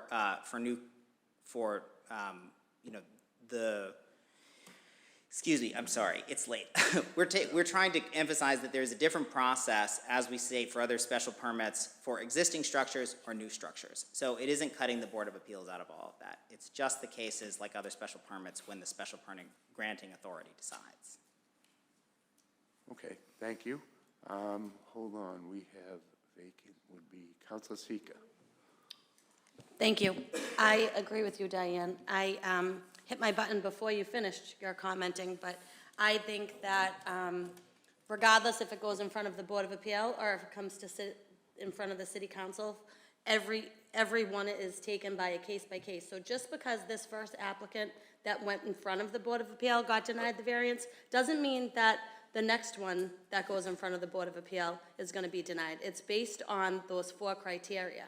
And I think that it should stay in the Board of Appeal. I think they should still be the granting authority for that said variance. I don't think there's any need to move it around when it is, like Michelle said, still, they look at it as a case-by-case basis. So one property may have a different situation than another property. And that is, Councilor McDonald wasn't here back in 2018, but we went back and forth and over again. We had a hard time going from 150 feet to 75 feet. And I think that, you know, you're saying we're one of the most restrictives. I did a little homework myself, and Quincy, who we love to be compared to, has a 1,500 square foot buffer zone on residential property and cannabis. We have 75 feet. That's huge. And I don't think anybody in this city would necessarily want us to plop a marijuana dispensary right next to their house. I just don't. And Council, I just want to make sure I heard that right. It's a 1,500 It's a 1,500 square foot buffer zone, residential to cannabis in Quincy. Medford on Mystic, they're only allowing them on Mystic Ave in a very small span, so they're gonna be like a couple doors away from one another. Saugus just did a referendum because they originally voted not to have cannabis, and now they're reconsidering it because they see that everybody around them is doing it. So they're only going to allow it on Route 1. Malden, we decided to come up, after looking at the maps that Steve Farmer provided us, and it was very restrictive, we decided to go down to that 75 feet. So it opened up highway business, and we included an overlay district. So not only did we just, some cities only have Haverhill only has an overlay district. You can't get it any other place unless you're in this little bit of a circle. And what we thought at the time was gonna be a great marijuana overlay district, the upper part of 99, the first applicant that got approved through CLEC, the residents came out in droves. And they were like, you know, we already got a nightclub, we got the liquor store, we got this, we don't want a cannabis shop. And we have garden remedies. We don't want another one right here. So that applicant withdrew his application because he couldn't get one person over there to support the cannabis on Upper Broadway. So I don't think that we're restrictive at all. I think we're actually we probably have one of the less restrictive buffer zones at 75 feet. You know, and if they are warranted a variance, then I think that it should be granted. But if you have just one person that abuts that property that is against it, then you should respect that person's wish. They live there. You know, and I don't smoke marijuana. It's not something that I do, but I don't care if it comes, but I wouldn't want it in my backyard. My kids are grown and I still wouldn't want one there. So I think that we really need to pay attention, and I know we're not changing the number of that, but why fix something that's not broken if it's in the hands of the Board of Appeal? It should remain in the Board of Appeal. Because again, if it comes to the City Council, then we could say, oh, hey, we know so-and-so, and great guy. Okay. So, yeah. Thank you. Thank you. Thank you very much, Sorry. Counselor. No, that's fine. Ken Antonucci. Okay, Mr. Chair and Michelle, so I've heard conflicting statements here that we aren't looking to eliminate the Board of Appeals from the decision, and that we are looking. So which one is it? Okay, so the proposal that concerns use of existing buildings for marijuana establishments, that part of the proposal, right now, if a particular property does not comply with the buffer zone, a variance from the Board of Appeal would need to be sought and obtained. That's the current zoning. For existing properties. Existing buildings, marijuana establishment use doesn't comply with the buffer zone, any of the buffer zones. The proposal is to change that. So for use of existing buildings for marijuana establishments, and any of them, not just the retailers, any of those 6 or 7 categories I read off at the beginning, would not, if the property doesn't comply with the buffer zones, would no longer need a variance from Board of Appeal. The special permit granting authority could consider the violation of the buffer zones and make a finding whether or not it's more detrimental to the neighborhood. So that the Board of Appeal is being eliminated from that particular scenario. So they would not have jurisdiction over buffer zones for use of existing buildings for marijuana establishments. Which is different than all other cases. This is specific to just marijuana establishments. This is specific to marijuana establishments and specific to the buffer zones. That's the part that's changing. The part about dimensional controls and parking, as I said before, that's what's always been done, and we codified that. And we want to codify that as well for marijuana establishments. And by codify, I mean, right into the ordinance, what we do, what we've always done. So that this it's very does in- clear. Yeah, Right. so this does in Right. fact take the Board of Appeals out of the Yes. approval process. That is correct. In the case of It- marijuana And establishments. it's not, I wouldn't even so much say it takes For- Board of for Appeal, it existing changes the buildings. criteria. So if a proposal doesn't comply right now, they would have to meet the criteria for the variance to be granted relief. So they Under the new under this proposal, if the proposal doesn't meet the buffer zones, the standard is a different criteria. Is it more detrimental to the neighborhood? So it's the broader standard that we use. It's just But a so- single criteria. So in that case, would they still need to go to Board of Appeals? No, they would go to the special permit granting authority. Right. And the special permit granting authority would make that inquiry and then determine whether to make the finding. So if I can just clarify, that's only for existing buildings. For new buildings, it codifies that the variance does go to the Board of Appeals. Right, Yes. right. Just want to make sure that was clear. I guess, well, I can hold off till later. Actually, can I jump back in? I know you're not the authority here for zoning board, but keep hearing about these 4 criteria. Yes. What are those 4 criteria? Thank you. Do you want me, Mr. Chair, to explain Yes, those? please. Those are written here in the staff report, so let me specifically read right from them. Now, these are the criteria that are taken right from state law. So our zoning ordinance adopts the same criteria that Mass General Laws, Chapter 48, Section 10 has. So a variance from the Board of Appeal is required where a property does not comply with the buffer zones. The statutory criteria to grant a variance are specific and strictly interpreted by the Board of Appeal, which has the sole statutory authority, experience, and expertise to do so. The following prerequisite criteria for a variance are established by state law, and this is also repeated in our city zoning ordinance. 1, circumstances specially affecting the land or structures, but not the zoning district in general, relating to soil conditions, shape, or topography. And I'm reading from page 3 of 5 of the report dated October 11th.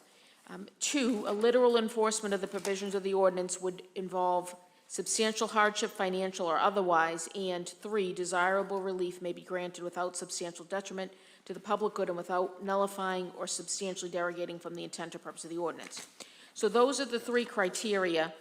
Sometimes the first one is broken up into 3 separate criteria, so circumstances regarding soil conditions, circumstances regarding shape, or topography. So sometimes you see those 3 broken up. Can I just make one comment about the 3rd item here, which is that there's a little bit of a circular conversation about the granting of variances, which is that, as we said in this meeting, the intent was, well, if you don't comply with the buffer zones, you can seek a variance. But the decision recorded by the Board of Appeals in this case says, well, they can't deviate from the buffer zones because those are defined in ordinance. That's the 3rd point here. So by their interpretation, they can't grant a variance because that's not what the law says. But the law also says the only way to get through is to get the variance. So that's the catch-22 that we're trying to create another way that we think is the most parallel, but that's the trickiness. I'll just, if I could, Mr. Chair, just add that there was a statement, as I said before, made in the Board of Appeal decision. It was a comment. It followed the Board of Appeal making specific findings that the proposal did not meet the statutory criteria. So it was a comment that was made. So I hear what the council's saying. I've read the comment, but the decision didn't turn on that comment. That decision was upheld by the court because the Board of Appeal found those statutory criteria were not met, that the Board of Appeal, The decision wasn't upheld because the board made that comment or didn't make the comment. That was, I would call an extraneous comment. The Board of Appeal has granted variances. They do grant variances. It's infrequently, which is, it should be, they apply strict interpretation, but there are cases where they've granted variances. In general, it's a marijuana establishment. No, in general, we're talking about, I'm not gonna list all the cases, just like, I didn't list all the special permits you guys have granted on the other one. But just wanna make sure people are aware of that. No, there's only been one petition for a variance for marijuana establishment. And the only other thing I just quickly will make a comment is, Board of Appeal could be asked to grant variances of parking requirements, dimensional controls, buffer zones, any of the other provisions. There are a lot of other provisions in the marijuana establishment ordinance.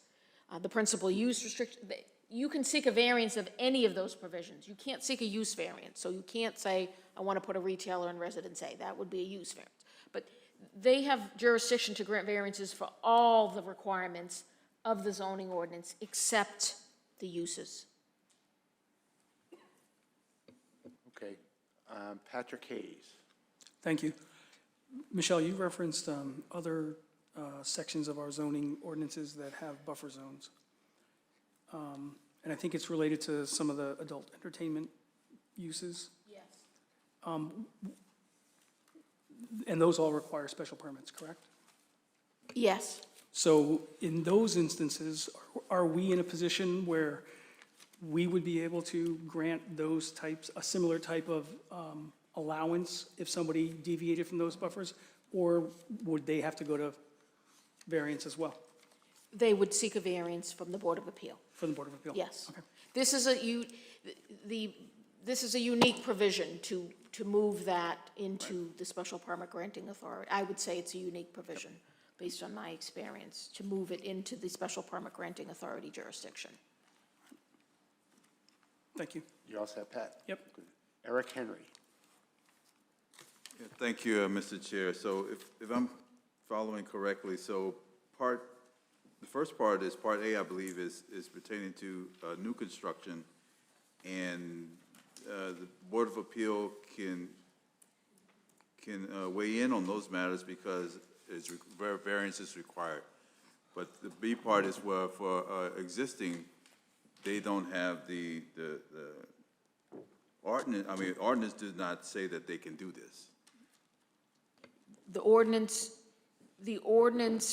for existing buildings, the ordinance, I'm sorry, what was the question? The question is, What's the question? Sorry. I apologize. I think with the second part, the ordinance, they say they substantially derogating from the intent or purpose of the ordinance is why part 3 on page 3 of 5. Okay, that's one of the criteria they consider, right? Okay, so the only difference is that I think that's where they're hinging that. I think this one, it was set up, it was under the intent that the Board of Appeals could handle all of this process. It was written into our thing, and then this exception, we just didn't consider this. No, those criteria, it says and, so they have to meet all the criteria to grant the variance. Under the special permit granting authority, there's just the sole standard, is it more detrimental to the neighborhood?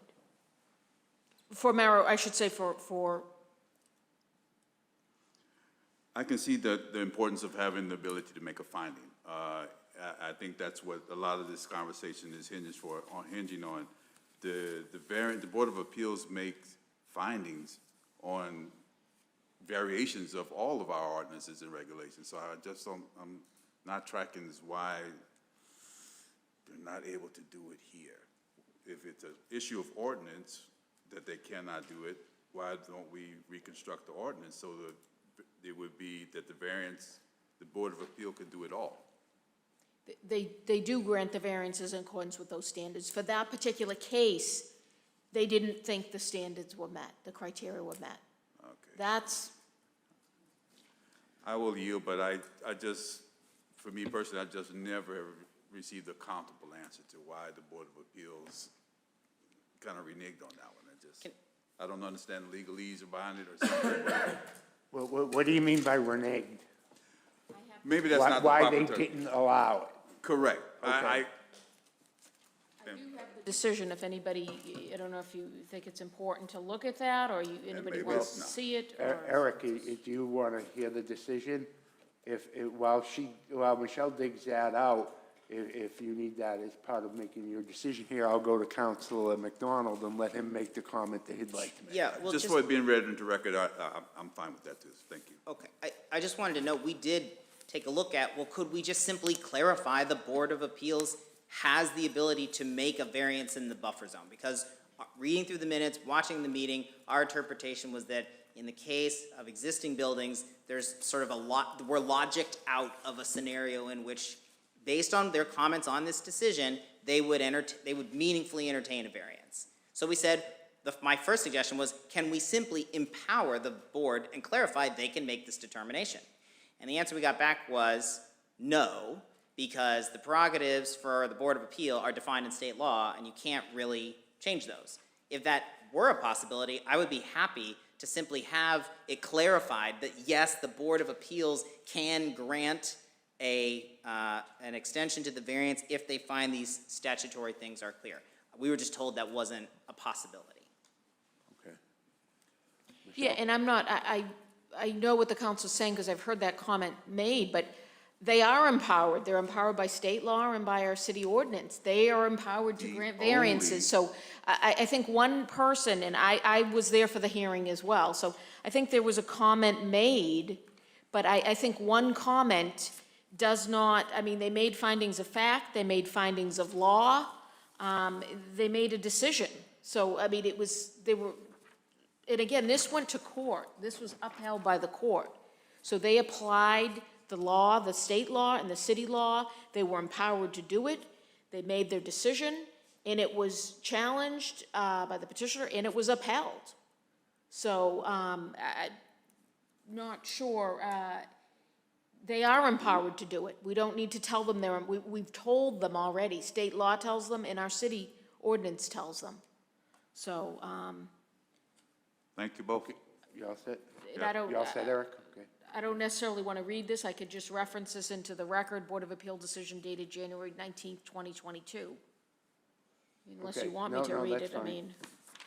Ken Antonucci. Yeah, and not to beat a dead horse, but to clarify, the zoning board can grant a variance to the buffer zones.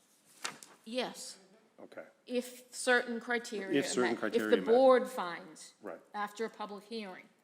Right. and can we even entertain this, or can the city council even entertain changing this if that is, or if the state law is already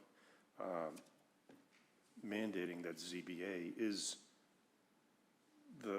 has to be the entity reviewing these reviewing the zoning ordinances. The Board of to give Appeal a is the variance. sole entity that can grant a variance. Right. What's proposed here is to take the subject buffer zones for existing buildings used for marijuana establishments out of the variance procedure and move it into the special permit granting authority procedure. So we're not, the city council wouldn't grant a variance. The planning board can't grant a variance. Correct. Only the Board of Appeal can grant a variance. What the proposal is to change the state law so that it reads, the special permit granting authority can consider violations of buffer zones and allow them if it makes the finding that they're not more detrimental to the neighborhood. It's not granting a variance, it's establishing a new ordinance that allows a finding to be made to allow violations of buffer zones. That's different. It sounds like they're granting a variance. They wouldn't be using the same criteria, Okay. you know, so Are you all set, Ken? wouldn't be a variance in accordance with state law. Okay, thank you. Okay. Any other questions for Councilor McDonald or Michelle? I just wanted to note, we got a memo from our legal department that kind of outlined these distinctions, and I was trying to come up with and I realized I didn't have a copy of it, and I can't find it in the record. So I don't know do you have a copy of that memo? I do. Do you want me to give it to you, or do you want me to give it to the council? Yeah, Okay. yeah, you can Okay. share it with the council. So I believe you're looking for the memo that addresses buffer zones. Yes, it's the informational. I Yes, think it's there's called two, informational memo. there's two memos. There's one dated June 1st, 2022. No, I think it's earlier. And then there's the May 3rd, it's that 2022 explanation of buffer zones and dimensional controls. Do you have a copy, or, okay, you gave him a copy? Okay. Do you want a copy? Well, apparently it was in the packet, so I did have it. I might have, do you need an extra? Is that what you're saying? No, I've got it right here. I got it right here.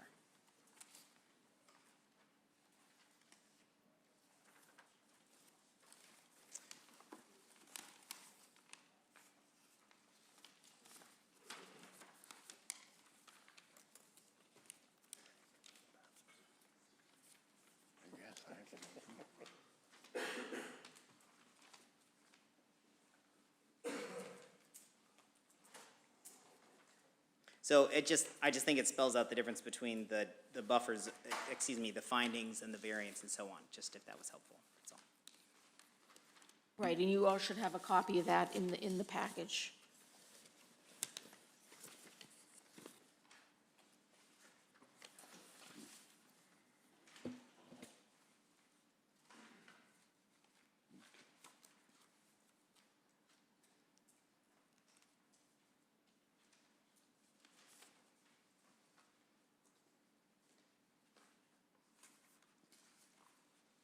Are you all set, Counselor?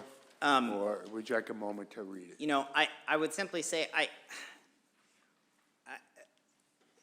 the question of whether there is a problem or not is, to me, evidenced by the fact that this has been so confusing.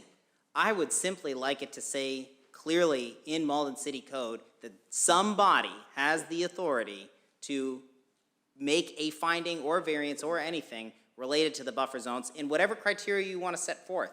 And what I'm saying is what we learned, what we heard from our own staff and through this process in the Board of Appeals is that that is not clearly stated. And in fact, those types of findings needed to be clarified with other permits as well, even though the specifics of the buffer zone has varied. So if that could be the Board of Appeals, I would be happy to find that. I just want this to be clear so that the process can meaningfully proceed. The CLEC has said to us that they have represented to the applicants that you may reasonably seek a variance for all property types, not just new, but existing property types, with the Board of Appeal, and they don't believe they can fairly represent that at this point. So we just want to clarify whose job it is, and if you say that it's not clear, I've got a number of other staff and appointees who are saying it isn't clear. So I would just like it to be clarified. That's the whole point of this. It doesn't have to be the council, but that was the outcome of the proceeding, was to say it makes the most sense for it to belong with the council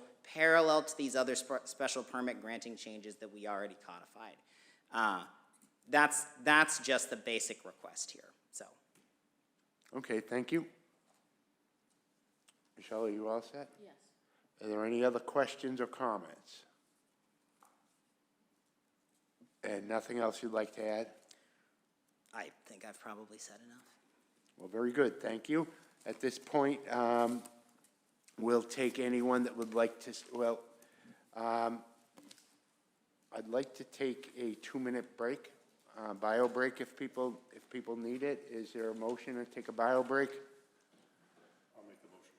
Second? All those in favor say aye. Ordinance Committee, okay? Okay. Just No. temporarily adjourning. Yeah, temporarily adjourning for 5 minutes. Who We- seconded that? I think Pat Hayes.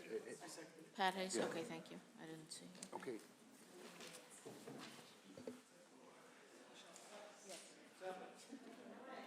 See, I started the floodgates.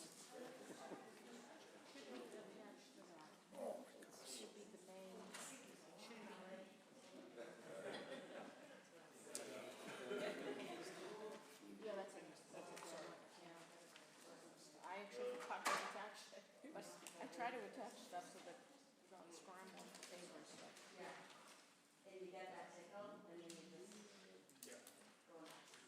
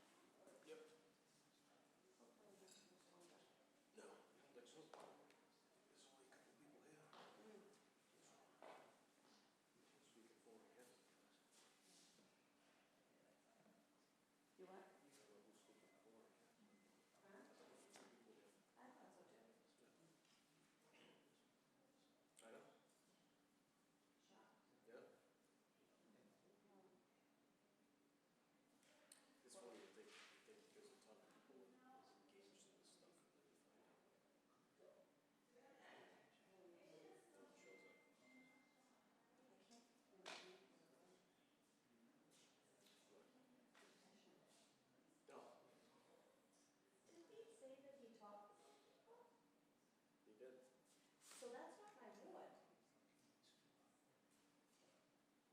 You told me it was. Well, I'm like, why are these people calling me? And then I call this man on the phone.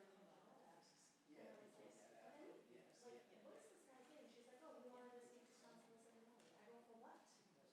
39 Broad Lane, the condo complex is Simonelli, not me. I have Greg's living in, see, with 53 right next door is me. He can't You mean the tell. line is between the two buildings? Really? 39 Broadway owns in 7-2.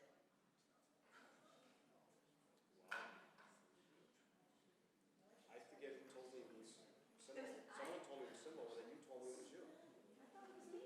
Yeah. Just that 3335 If Broadway. that's the case, it's kind of both ways. Because the people who are against it are similar. Do you know anything about that? Do we know anything about it? Nope, nothing. I wasn't there. No, Michelle asked me. No, I heard nothing. Did Simone go? Probably not. Probably not.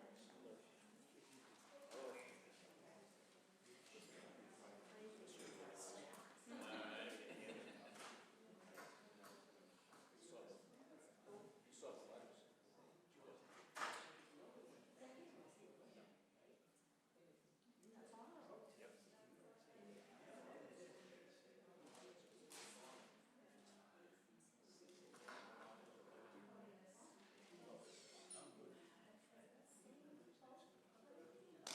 Yep. That's a terrible place. Someone already asked me. Someone, years ago, we were sad this one.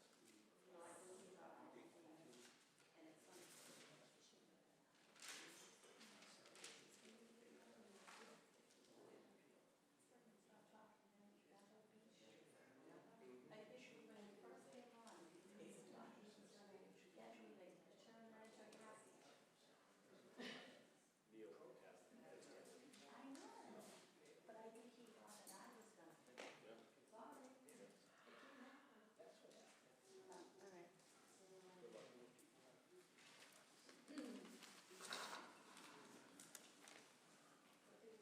luck. Do anything to just open hearing? I think we should just announce it. Yeah. Announce that everyone's present. Okay, thank you, everyone. It is 9:05, and we're reconvening. All the City Council Ordinance Committee is here that were here during roll call, and all the planning board members are here. Thank you very much for indulging me. I appreciate it. We will reopen the hearing and continue with those that would like to speak in favor. Councilor McDonald, you're all set, right? Good, thanks.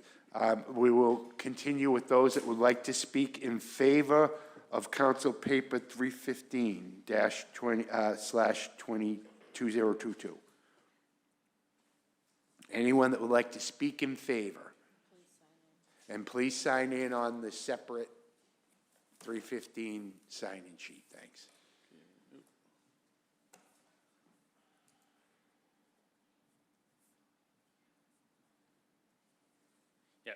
Steve Winslow, 83 Jacob Street, Ward 6 Counselor. So, yeah, I mean, I participated in the development of the ordinance, and, you know, was along with the planning board, those meetings where we talked about buffer zones and went through the process of, you know, looking at the maps. And, you know, I know we all realize, I mean, I know the planning board really wanted to go with a 150-foot buffer, and when it came back to the council, we really realized that that was so restrictive that it left just a handful of properties. So we did do a 75-foot buffer zone with the overlay, which opened up a lot more properties. And the thought was that should, you know, I think we went from like maybe a handful to maybe 50 properties that could potentially be marijuana establishments. And, you know, that was the hope that that would open up enough things. But I mean, here we are, that was 2018. It's almost coming up to 2023. We still don't have any shops open. We know we've permitted 3. We can permit up to 5 on our ordinances, and the next few are kind of in question as to whether there are going to be the ability to people to have be in the right use zone and not have to get a variance. And so I think, you know, the experience we've had, the one that went through the variance, I mean, I know, you know, one of the things I also did with the planning board and the zoning board is remember the co-housing ordinance that went through several iterations, and you see that the decisions the zoning board has to make, that variance things are very rigid, and it's really more intended where you're trying to develop a property and it's, you know, they call the pork chop lot or some topography or that type of thing, that there's really a reason why someone needs some variances from those rigid standards, and that's something that, you know, the zoning board's more better at. Or, you know, I mean, they're very reluctant to even look at economic hardship, because that's always hard to say. It's like, why did you buy that property when you didn't know where to develop? So I think that's the hard thing, is having been through that process and working on the ordinances, you can see it's very difficult to go through that ZBA, and we ended up having to change the zoning ordinance to allow something that, you know, the council, you know, Councilor Condon had worked out with the neighborhood, and we worked on that project. So it took some time to really try to find how that worked. So, you know, so that's the thing of, you know, the other thing I just think coming from my experience of, like, you know, why would we want to burden applicants with a whole nother process? I mean, we definitely prefer if people can reutilize existing buildings. So why do we have them, if they're already going to the special permit process, why do we have them go through a whole nother process? I mean, I think that's something I know in government is always, you know, when I was working in the state, it was like one-shot permitting. We were always looking to streamline, eliminate duplicate processes. That's something that's good and something that will be beneficial here. We already know there's some up in the queue that are already looking at some variances. So I think that's the type of thing. And like I say, and I think in this instance, I mean, you know, Councilor Sika pointed that out. You know, we had a public process of one that was actually in the overlay district. The applicant decided to step away because they thought that was controversial. Here, in another instance, it went through the zoning board. Like I say, the vast majority of the neighbors did not think this was going to be a detriment to the neighborhood. I think it would have been better to just go to the council, consider that, hear that, and you know, you know, what are the you know, when you go to a special permitting, you know that one of the things you can do as a special permitting authority is put some conditions on to mitigate what some of the neighborhood concerns are. So we're never able to get to that kind of conversation in that variance procedure. That's not something that the ZBA really entertains. So I just think it's in this instance, you know, the other thing related to these property buffer zones is like, buffer zones that relate to, or you know, variances that relate to parking or relate to dimensional controls. I mean, I've seen situations that, you know, South Cove down on Commercial Street. they actually took down part of their building to make some of the dimensional controls and to add parking. So you don't really have that choice when you have a lot. You can't really subdivide off that back 10 feet. So that's one of the impracticalities when you have someone, because this type of buffer is something that when you propose that particular location, you can't make any adjustment as a property owner short of subdividing, which you wouldn't be able to do here. So I think that's another thing to think of. It's just more practical. So I just supportive of this. Like I say, we have this, still the public can come out, comment, and say whether they think it's detrimental or not to the neighborhood. I think that's still a safety, but I just think it streamlines things, and it takes things out of a very technical review that the ZBA, like I say, having been there and seeing how, I mean, we had to go through 2 ordinance changes to get that to happen because of the technicalities of just adjusting things to be there, to their satisfaction. Because they're generally, if it's not something that's, soil, topography, or shape, they're very reluctant to give variances. And then they just threw it back on the council, say, well, you guys can change it. So that's the type of thing that, I saw through that process. And I think that's, we're going to be doing that. I mean, I think where we're at, we're kind of halfway through permitting these things.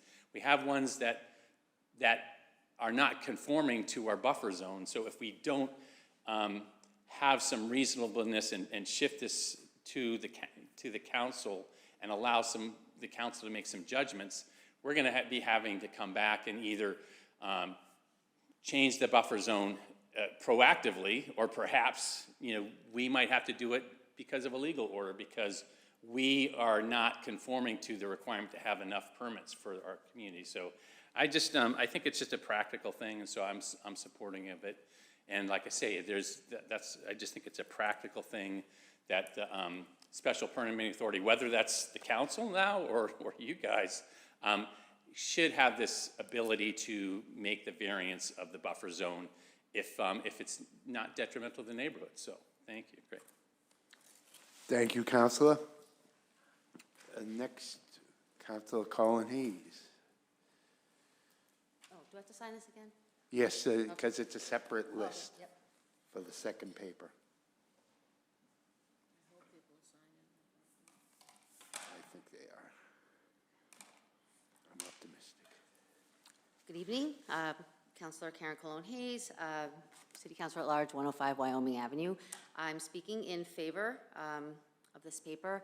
I was in the meetings where everyone was around the table trying to think about different ways to go about this. We had our department heads in there, we had Nelson in there, and city councilors, and so they all agreed that there wasn't a clear process, and that's why there was, across the board, a lot of this is just to clear up some language, but also that we need a clear process on how to appeal and leave ourselves some room. I think that we're zoning out a lot of these companies and people that want to, build cannabis shops here that we can make some revenue on.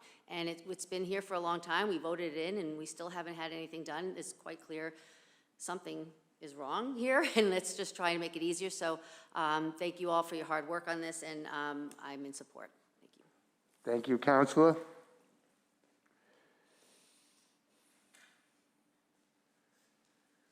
Okay, is there anyone else that would like to speak in favor of this paper, Council Paper 315? Michelle, do you have anything to read in favor of Council Paper 315? Yes. Very good.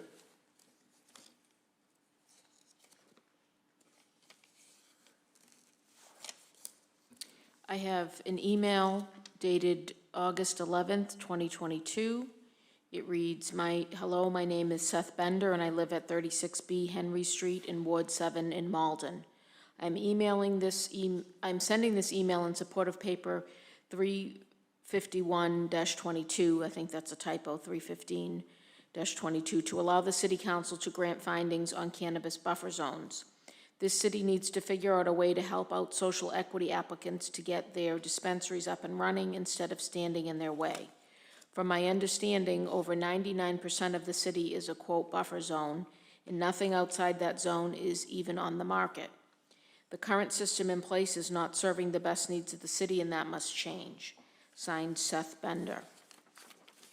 There's also an email dated August 14th, 2022. It reads, my name is Helen Mazarakis, and I live at 133 Hawthorne Street in Malden. In 2016, marijuana was made legal for sale in Massachusetts. There are still no stores open in Malden, one of the largest cities north of Boston, where state law allows for up to 5 cannabis shops. 3 licenses have been granted, but due to the buffer zones, which cover over 99% of the land, those sellers have still not been able to open their shops. They have had to either construct buildings or make substantial changes to existing ones in allowed areas, a huge expense which puts smaller business owners out of the picture. Malden has missed out on 6 years of additional funds from the 3% sales tax on cannabis. That money could have been used for the schools, to help the elderly, or to meet any number of municipal needs. Now the state is offering extra funding to cities that grant licenses to social equity cannabis businesses, and we are set to lose out on that money also unless there is a change. City officials have used buffer zones to both restrict the establishment of cannabis shops and make the cost of entry too high for small business owners. It also has the unintentional effect of encouraging unlawful sales. State law explicitly prohibits, as I understand it, using zoning laws to limit the creation of cannabis shops without putting it to the ballot. If a seller has been approved by the Cannabis Licensing and Enforcement Commission and finds a suitable building inside of a buffer zone, serious consideration should be given to the granting of a license. I support my counselor, Amanda Lenahan, and I agree with her on this issue. Sincerely, Helen Mazarakis. Email dated August 15th, 2022. It reads,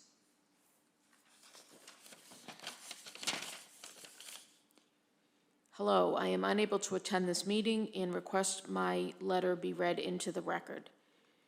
I'm sorry, that was dated August 12th, 2022. The 15th was when the writer provided the complete address. So the email's dated August 12th. 5 years ago, the state legalized the recreational sale of marijuana in Massachusetts. The city of Malden has dragged their feet and zoned out many areas in the city where those businesses are not allowed or within feet of, quote, buffer zones, unlike any found in other places. Funny how we have liquor stores scattered around. Those are no different than what can be expected from cannabis shops. It's ridiculous to think otherwise. Bottom line, we need the money these businesses generate. I have been unable to find out how much Melrose is raking in from Garden Remedies on Route 99, yet believe it's a sizable contribution to their budget. Watch that parking lot anytime they are open. We are giving up a revenue stream because a handful of people are clutching their pearls. This is purely a financial opportunity Malden continues to ignore. Shameful mishandling of our resources. We deserve better. Signed, Ann Appadisano, and the address is 92 Columbia Street, Malden. Also have an email dated August 14th, 2022. It reads, hello, my name is Michael Reynolds, and I live at 42 Clinton Street, Malden, Mass. I'm writing in favor of 351-22, again, I believe that's a typo, to allow City Council to grant findings on cannabis buffer zones. I want to see safe and legal cannabis become a reality in Malden, and I want to see it in the form of small businesses owned locally and benefiting the local community. Currently, Malden is limiting the possibilities of who will be able to operate in Malden to corporate entities and multi-state operators that likely doesn't know or care much about our community. I'd like to see the regulations revisited, particularly zoning regulations, buffer zones, so that local applicants have a fair shake at opening a business. Thank you. An email dated August 15th, 2022. It reads, hello, my name is Caitlin Peel Sloan, and I live at 69 Columbia Street in Malden. I'm writing in support of paper 351-22. Again, I believe that's a typo, to allow the City Council to grant findings on cannabis buffer zones. Buffer zones cover the vast majority of Malden, and the Zoning Board of Appeals has set a precedent of not granting any variances from cannabis buffer zones. I was in attendance for the entirety of the ZBA hearing at which this precedent was set, and the board clearly has punted this question back to City Council. The specific project at issue in the above-mentioned ZBA hearing is a picture-perfect example of the type of cannabis shop we need in Malden, and the buffer zone violation at issue is a textbook example of a reason for a variance, whether via the ZBA or council action. The portion that is closest to a residence is located in a heavily industrial area and not only has a large yard, but 2 high fences and a bike trail to separate the shop from the residences.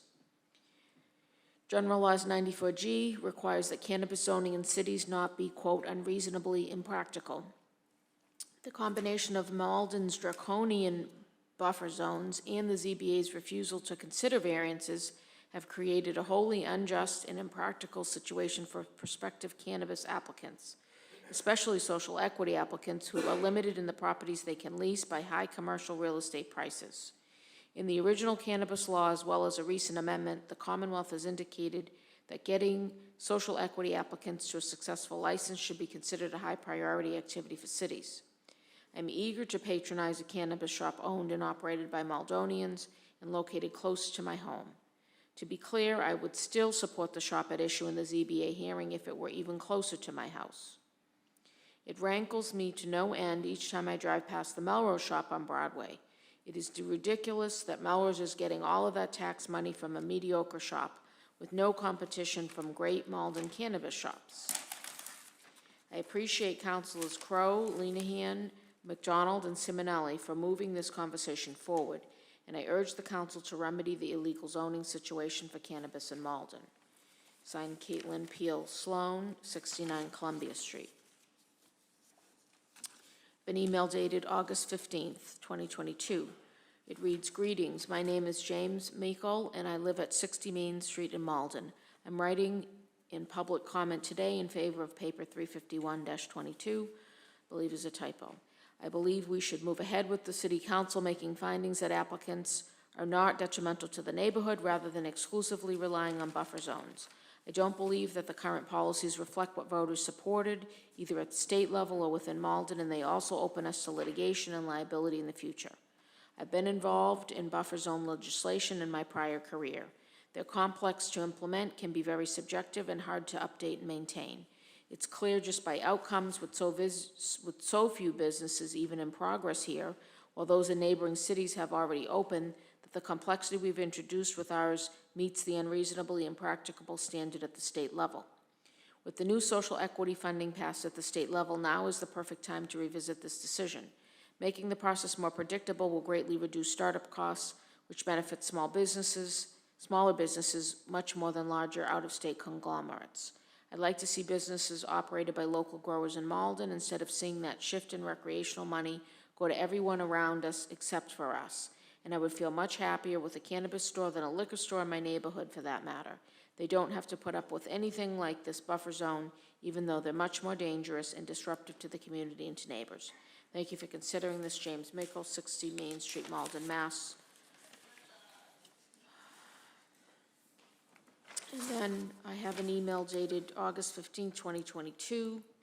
It reads, Dear members of Malden's Planning Board and Ordinance Committee, please accept my public comment for the August 16th public hearing of the Malden Planning Board and Malden City Council Ordinance Committee. I'm writing in strong support of you voting to amend use regulations at this meeting.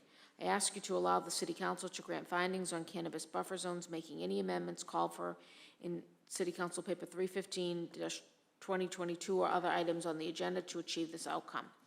In particular, I ask that your amendments allow for fairness as follows. If a cannabis applicant has been approved by the CLEC and the City Council finds that cannabis applicant is not detrimental to the neighborhood, then any reasonably prudent accommodation should be made, including allowing variances to existing buffer zones in order to effectuate the licensing and operation of that approved applicant. Malden's current use regulations appear to be, quote, unreasonably impracticable, particularly with regard to the detrimental impact of burdens imposed on community members and social equity applicants.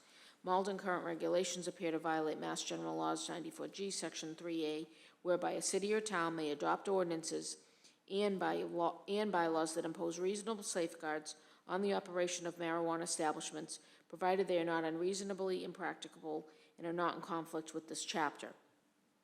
Unreasonably impractical, quote, means that the measures necessary to comply with the regulations, ordinances, or bylaws adopted pursuant to this chapter subject licensees to unreasonable risk or require such a high investment of risk, money, time, or any other resource or asset that a reasonably prudent business person would not operate a marijuana establishment.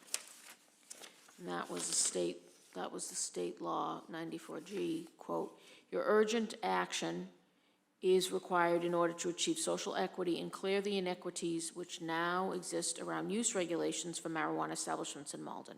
Thank you. Signed, sincerely, Brian DeLacy, 1 Earl Street, Malden, Mass.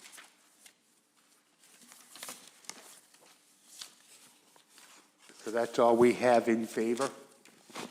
Those were what I received in favor. Okay. Is there anyone else that would like to speak in favor? Seeing and hearing none, declare that part of the hearing closed. Is there anyone that would like to speak in opposition to Council Paper 315? Anyone in opposition? Please sign in on the 315 sign-in sheet.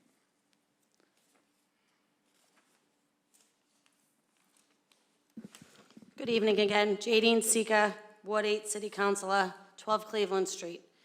I would like to speak in opposition of this paper this evening because I take offense to some of the comments that were just read inside of those emails. Those emails make it seem like the City Council has dragged their feet over the last 3 years of this process. We have already approved 3. 2 of them were at the beginning of the pandemic. And if anybody that works in any sort of industry looking for any sort of supply chain need realizes that things are very hard to get these days. So the 2 applicants that were approved at the beginning of this process have had an uphill battle getting supplies. Cappy's built a brand new building at 7 Linehurst next to the Cappy's that is currently on Route 1, and 323 Commercial Street did a complete rehab of the old Matuccio building. Materials are extremely difficult. I know, my husband builds things for a living. It's taking 8 weeks instead of 2 weeks for windows, for wood, you name it. Things are, they're hard to get right now. So for people to write, I think there's a lot of misinformation surrounding this cannabis. And I think people think that eliminating these buffer zones will allow people to be able to apply, but we've already had 7 applications move forward. 5 of them did not require a variance. 5. 3 of them, the City Council approved by a special permit. 3. 2 of them backed out, 1 at the beginning of COVID, I'm assuming due to money, and the other one because it was 616 Broadway that they heard the neighbors, and not 1 came in support of that petitioner, and he withdrew his application. I'm hearing a lot about social equity, and I feel like these buffer zones, it has nothing to do with social equity, because I'm pretty sure 36 Charles Street is a social equity. It's a woman-owned business and also an LGBTQ partner, minority partner, so that they are considered social equity. So it's not that we're not getting social equity applicants, we are. We also had one on commercial, another number on Commercial Street that did not move forward, but we have had these applicants come forward, and I take huge offense in people saying we've dragged our feet. I'm pretty sure at this point, the 2 that we approved at the beginning are waiting on the state. If you drive down Route 1, the one next to Cappy's is beautifully, it's paved, it's ready to roll, they're waiting on state approval. And I spoke to them a couple weeks ago, and they're hoping that they'll be open by the end of this year, maybe the beginning. But at this point, it's a beautiful building, ready to go, but they're waiting on the state, which is behind because of the pandemic as well. So this has nothing to do with the Malden City Council dragging their feet. We've done everything that we needed to do. It just so happened we got a pandemic thrown in the middle of this process, And that is the problem. That's the problem. It has nothing to do with these buffer zones, whether you leave it in the Board of Appeal or you give it to whatever special permit granting authority we decide. I think that it needs to stay as a variance. I really do, because if you remove it and you give it over to the city council, then the four criteria that the Board of Appeal have in place, that they put in place, so somebody that wanted to put a pool in that didn't have the required feet from the neighbor's fence, Jadine likes that person, so we're gonna grant that person a variance. You eliminate that, and everybody gets the variance based on those four criteria. If we remove that and we eliminate the Board of Appeal process, then we go back to the way it used to been, and, excuse me, it has used to been, and I think that we changed it way back when for a reason, because you can't pick and choose who you give something to. Everybody should follow the same rules. The rules should apply to everybody. It shouldn't be because Joe Schmo likes this one or I like that one. It should be based on the four criteria. And I spoke to Nate Kramer, who is our assessor, who is also the chair of the Board of Appeal, and he understands that he is allowed to grant a variance as long as those four criteria are met. So if this applicant went in front of the Board of Appeal and was able to check off those four boxes, they would have been approved a variance. And like Michelle said, it was appealed, it went to court, and the court upheld this decision. So maybe we just need to have a clarifying, conversation with Nate, and he needs to have a conversation with his members of his Board of Appeal. But he knows that it's the four criteria, and I think that it should stay that way, because I think we've done quite well. And Councilor Crowe and myself have probably been the most involved, because the majority of the parcels for the cannabis are in Ward 1 and Ward 8. So it's either her or me that have been showing up to all of these meetings, and I started going to hers just because I felt like, and she started coming to mine because we were both in this process together and it was new. And I think we've done a really great job, considering, we would have already had them all if two of them didn't back out and went seamlessly without worrying about granting variances. So it's not a matter of we're zoning it out and there's not enough locations. There's locations. Not all of them require a variance. So I respectfully ask that you vote to not recommend this to the City Council. Thank you. Thank you, Councilor. Okay, anyone else that would like to speak in opposition? Opposition against Council Paper 315.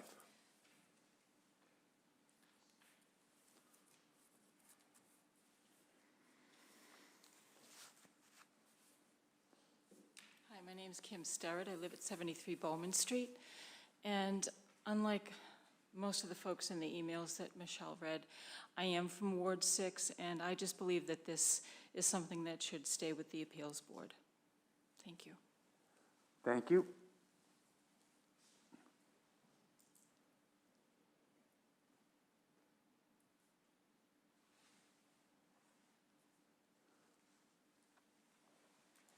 Anyone else?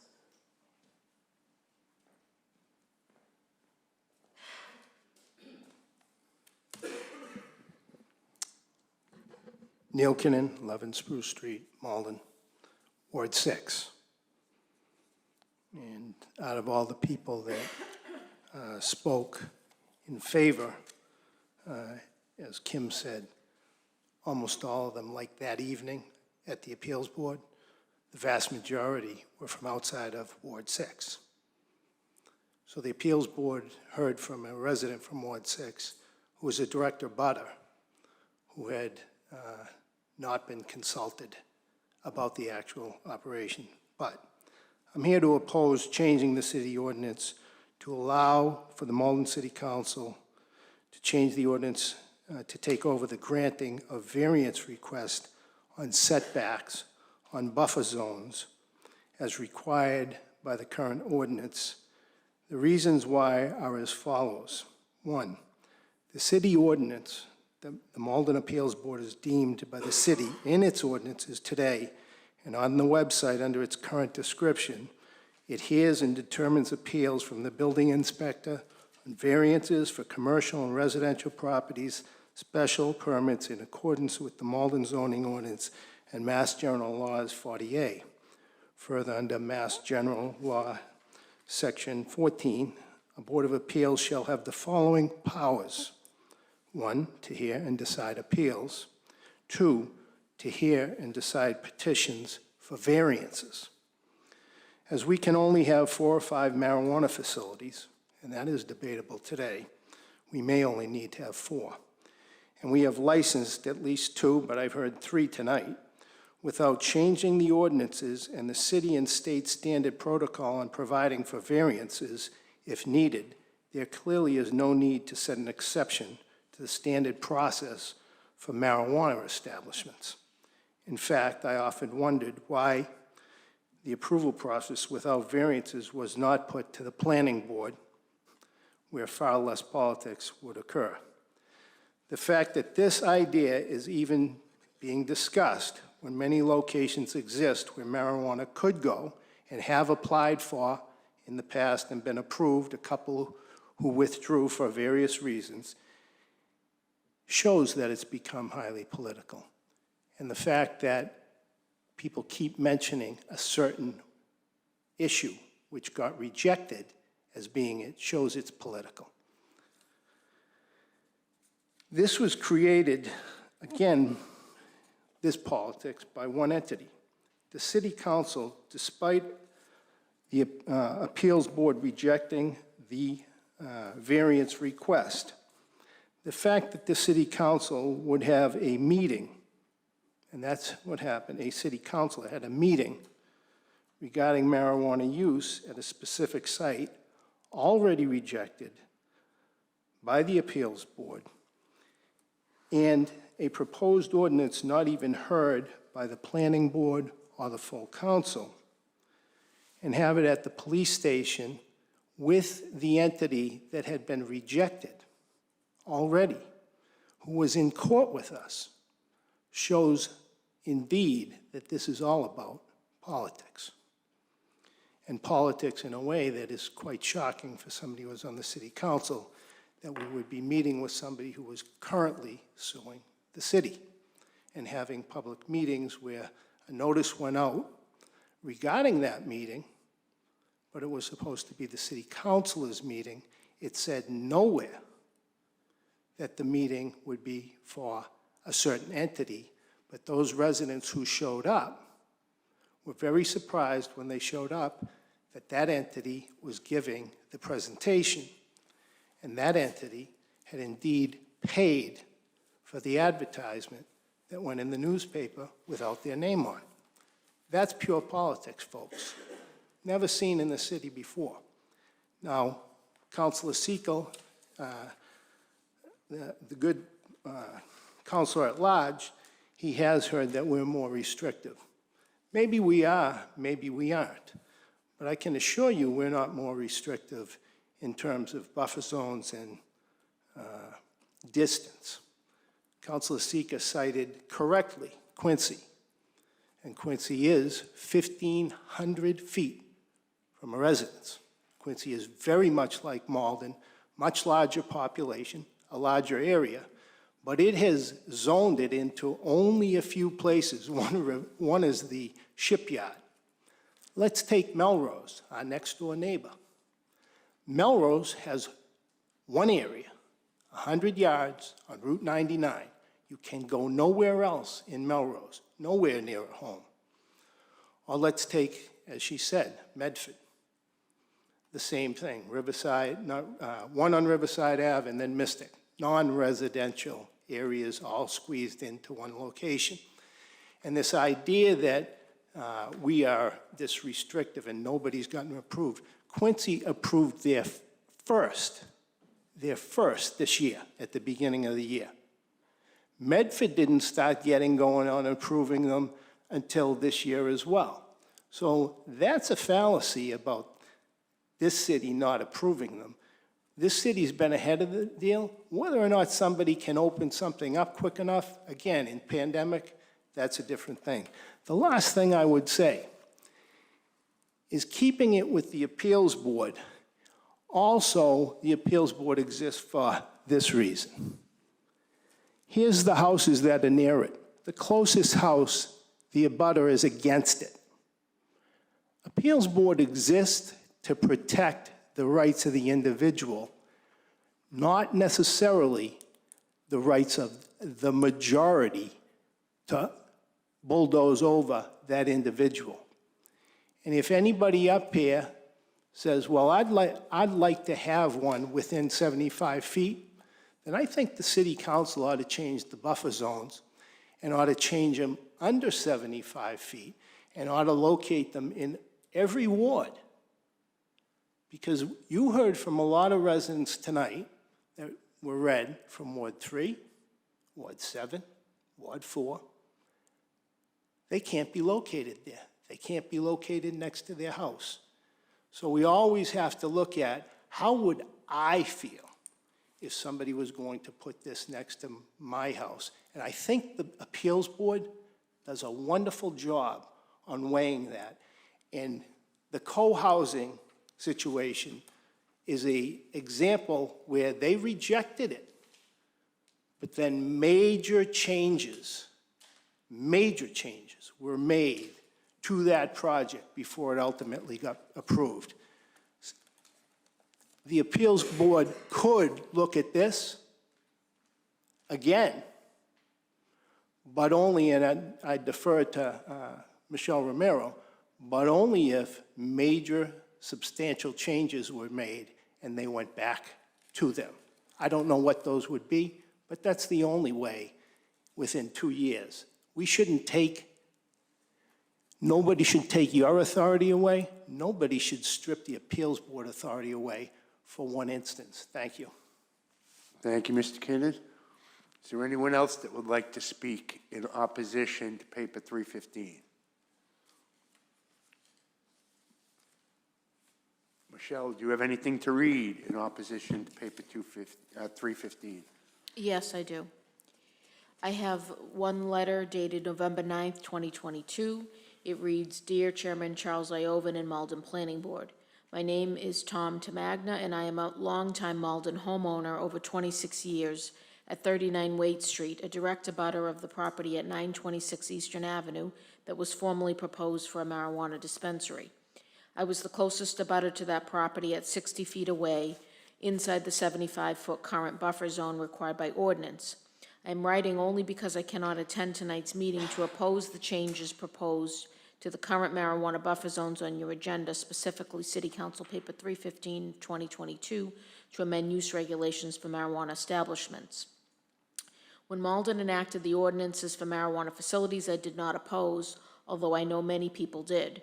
I was disappointed when the City Council reduced the recommended buffer zones from houses from 150 feet to 75 feet when they adopted the ordinances, but was assured at the time that my home and those of some of my neighbors along Waite Street would not be impacted because our houses were inside of a 75-foot of what was redlined in the ordinance along Eastern Avenue.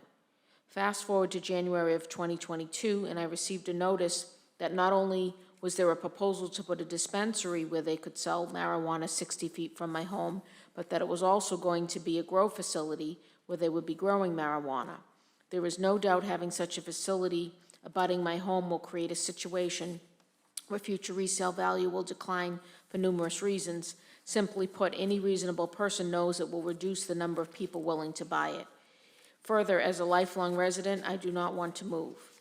The appeals board, after a hearing and listening to the pros and cons of the situation, did what was best and rejected the appeal for a variance for buffer zone relief. I had written a letter at that time, again as the homeowner closest to the property. After I was told that when an appeal is rejected, the applicant could not come back for at least 2 years, as that was the law.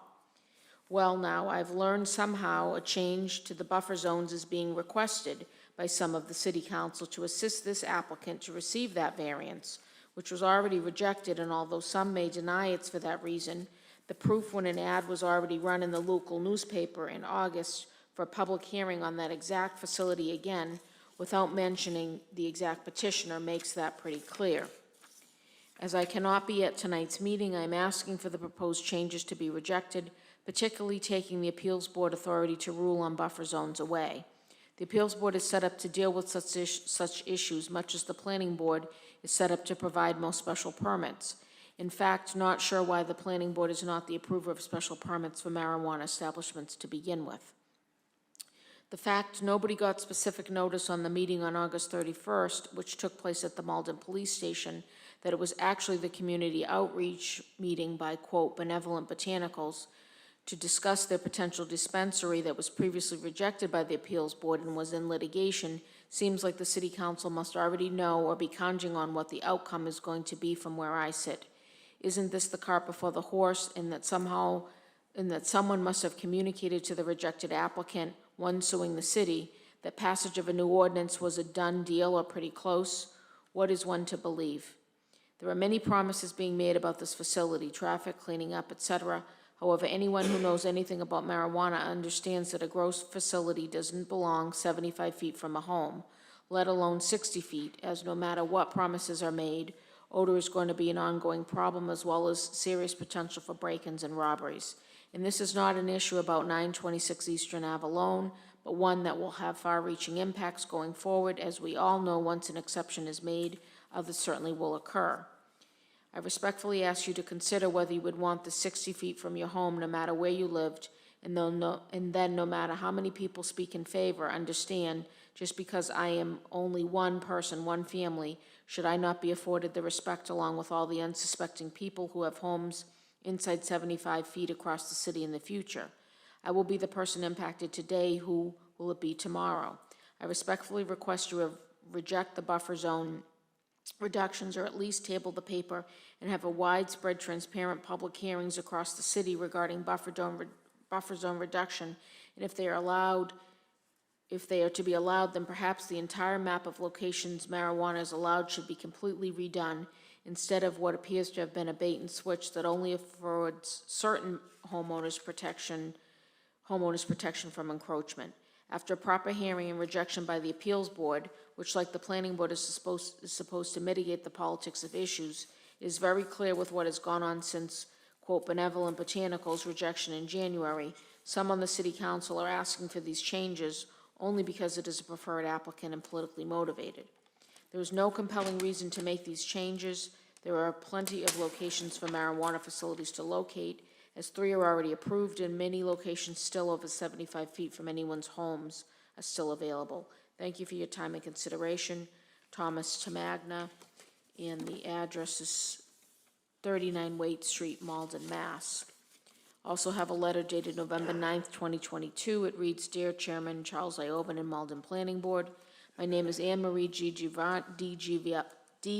Giovanni, and I am a longtime homeowner and resident at 59-61 Waite Street, a property approximately 300 to 350 feet from 926 Eastern Avenue, a few houses down, that was formerly proposed for a marijuana dispensary. I'm writing to oppose the changes proposed to the current marijuana buffer zones and variance process on your agenda tonight, specifically City Council Paper 315-2022 to amend the use regulations for marijuana establishments. After the city passed the marijuana ordinance a few years back, my neighborhood was assured that we did not have to worry about these facilities encroaching on our properties, as there was a 75-foot ordinance, and thus Eastern Avenue in our area was not zoned for it.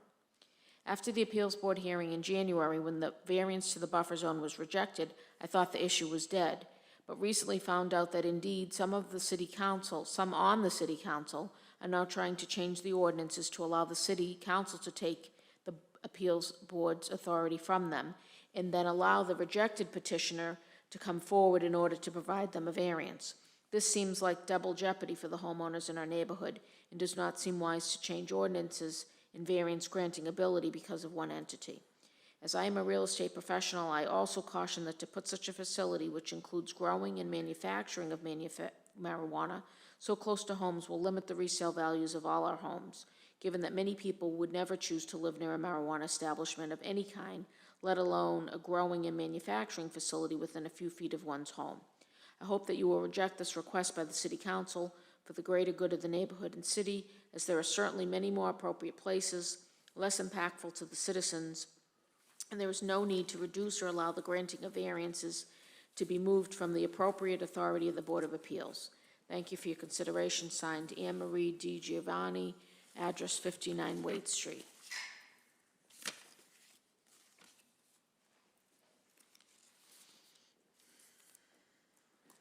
Okay, is there anything else? No. that you have to read in No. opposition? Do you have anything to read in general? I will not read the city solicitor's opinions into the record. I can, unless you want me to. Okay, no, hold on one second then. You have nothing else? Nothing in opposition. Is there anyone else that would like to speak in opposition? Seeing and hearing none, declare that part of the hearing closed. If you want to address the general items, what you were going to say about that, that's fine. Okay, thank you.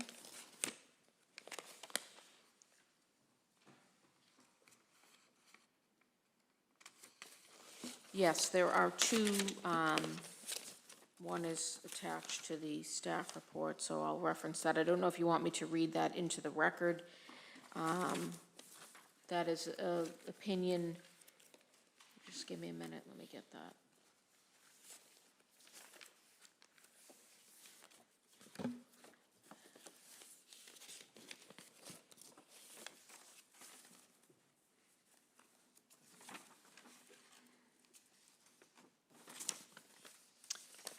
An opinion or memorandum dated May 3rd, 2022, from Catherine Fallon, City Solicitor. It was addressed to the Malden City Council, and it's regarding explanation of the buffer zones and No, dimensional we controls. referenced it earlier. You Okay. can just reference it. Okay, I'm You don't have to referencing that. I read it won't all. read that, and that's May 3rd, 2022.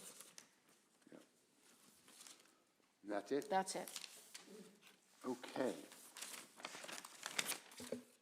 Declare that, if there's nothing else, I declare that part of the general comments section closed. Can you take us through your staff report and recommendations, please?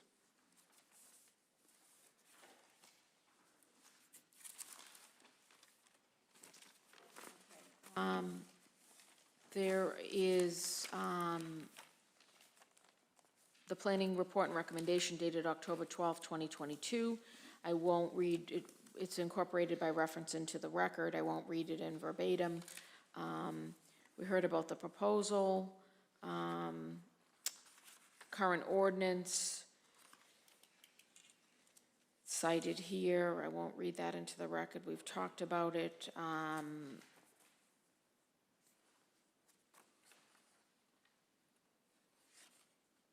I won't read this again.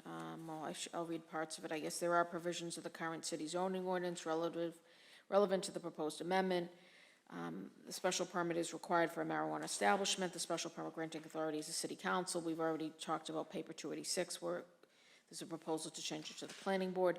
The use categories, again, there are these 6 different use categories: marijuana retailer, marijuana cultivator, independent marijuana testing laboratory, marijuana product manufacturer, marijuana research facility, and marijuana transporter. So those 6 categories are what is allowed under our zoning ordinance. Zoning districts where marijuana establishments are allowed, highway business zoning district, industrial 1, industrial 2, and then the marijuana establishment overlay district.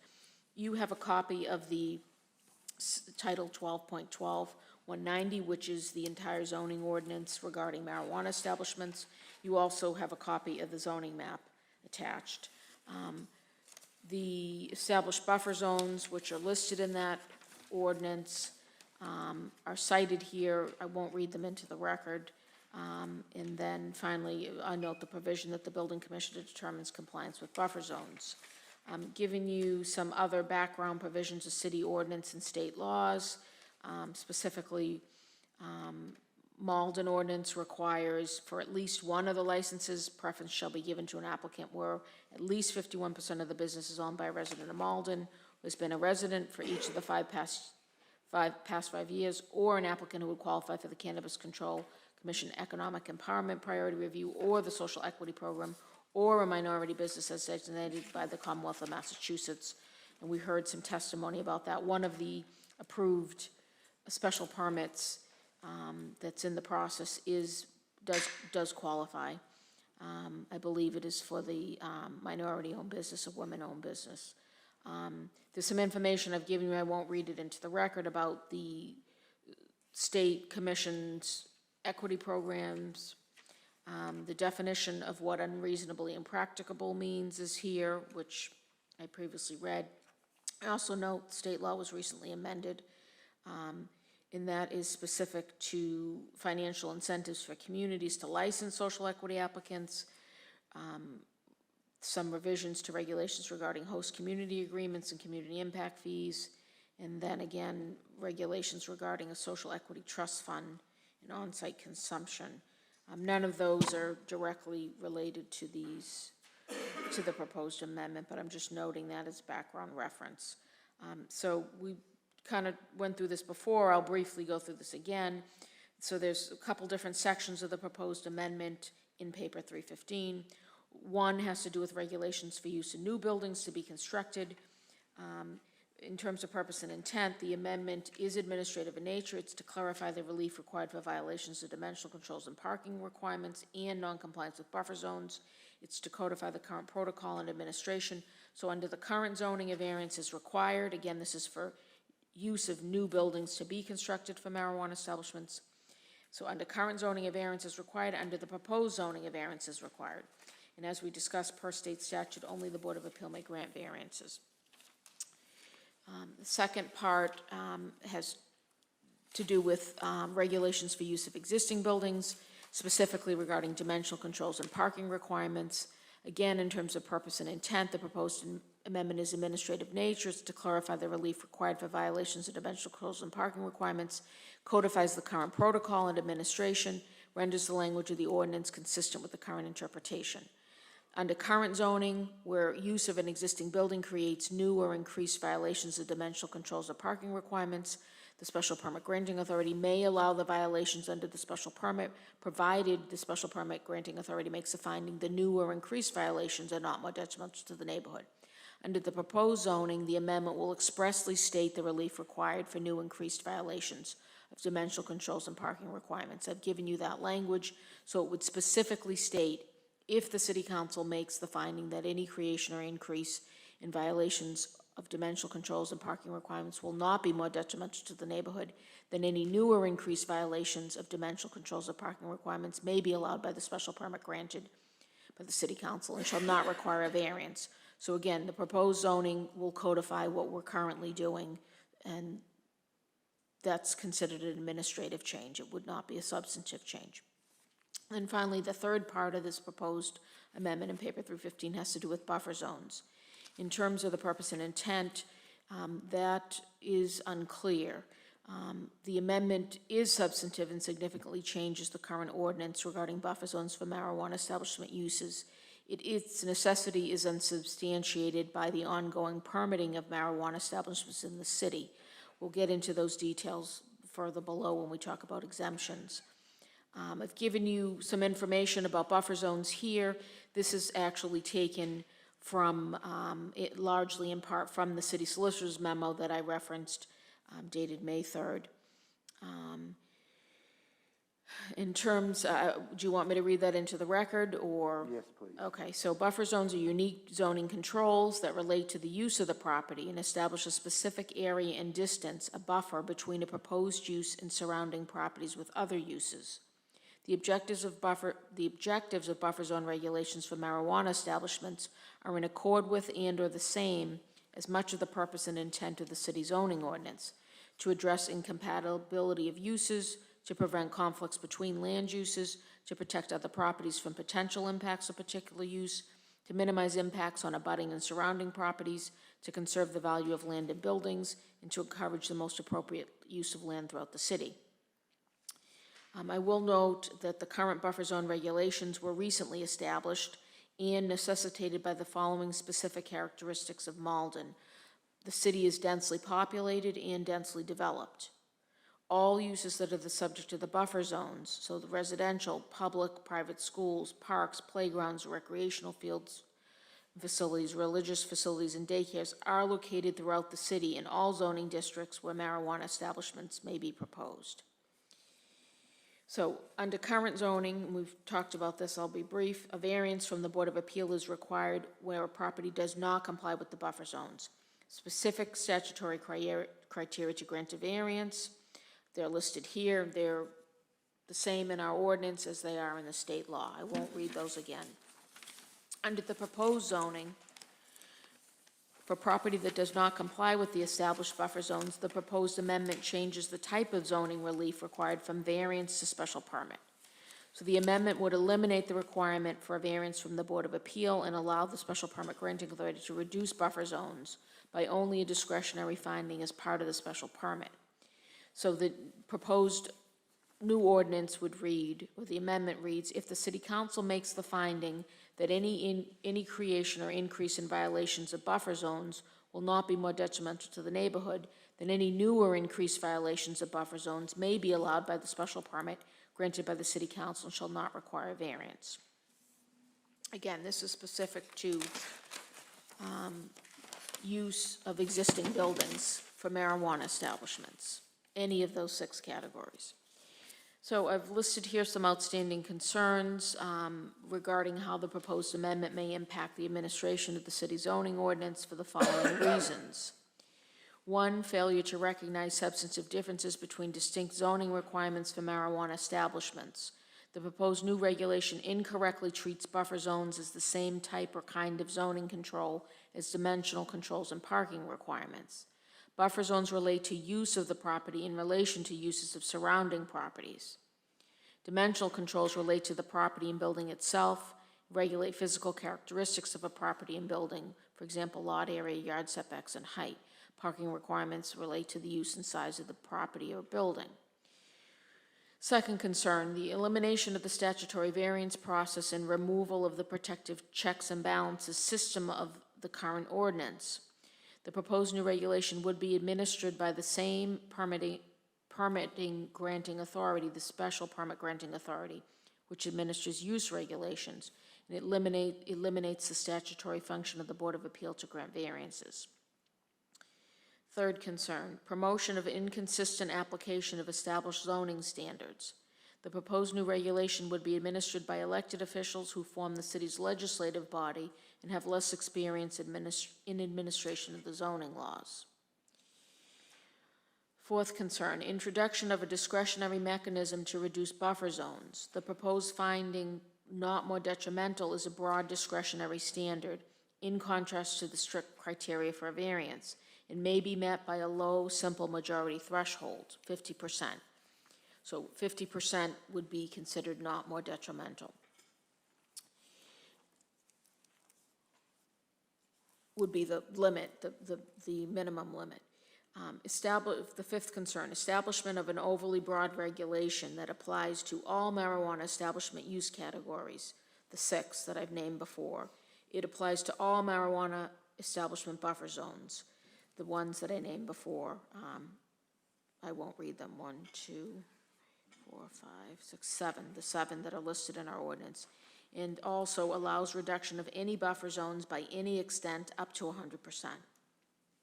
The 6th concern is that it is contrary to the original intent of the marijuana establishment zoning ordinance. As repeatedly stated throughout the amendment process of City Council Paper 283 of 2018, the provisions regarding buffer zones are subject to variance granted by the Board of Appeal. I note that the city solicitor provided the city council and city planner with various memoranda that address buffer zone regulations dated June 19th, 2018, June 25th, 2018, May 3rd, 2022, and June 1st, 2022. And finally, the 7th concern is that the proposed amendment is direct undermining of the required buffer zones for all marijuana establishments for all the above reasons, the 6 reasons I just stated. In terms of applications and exemptions, the amendments will apply to new construction and new use and occupancy of existing buildings unless exempt by state law or local ordinance, the express language of the amendment, or the subject of a building permit or a special permit issued before the first publication of notice of the public hearing on the amendment, which was September 23rd, 2022 for this amendment. The following projects are exempt from the proposed amendment, given issuance of a building permit and/or special permit before the date of first publication of hearing notice. 323 Commercial Street, 7 Linehurst Road, and 36 Charles Street. All have special permits granted for marijuana establishment use, specifically marijuana retailer. And 323 Commercial Street and 7 Linehurst Road have building permits and also temporary occupancy permits issued.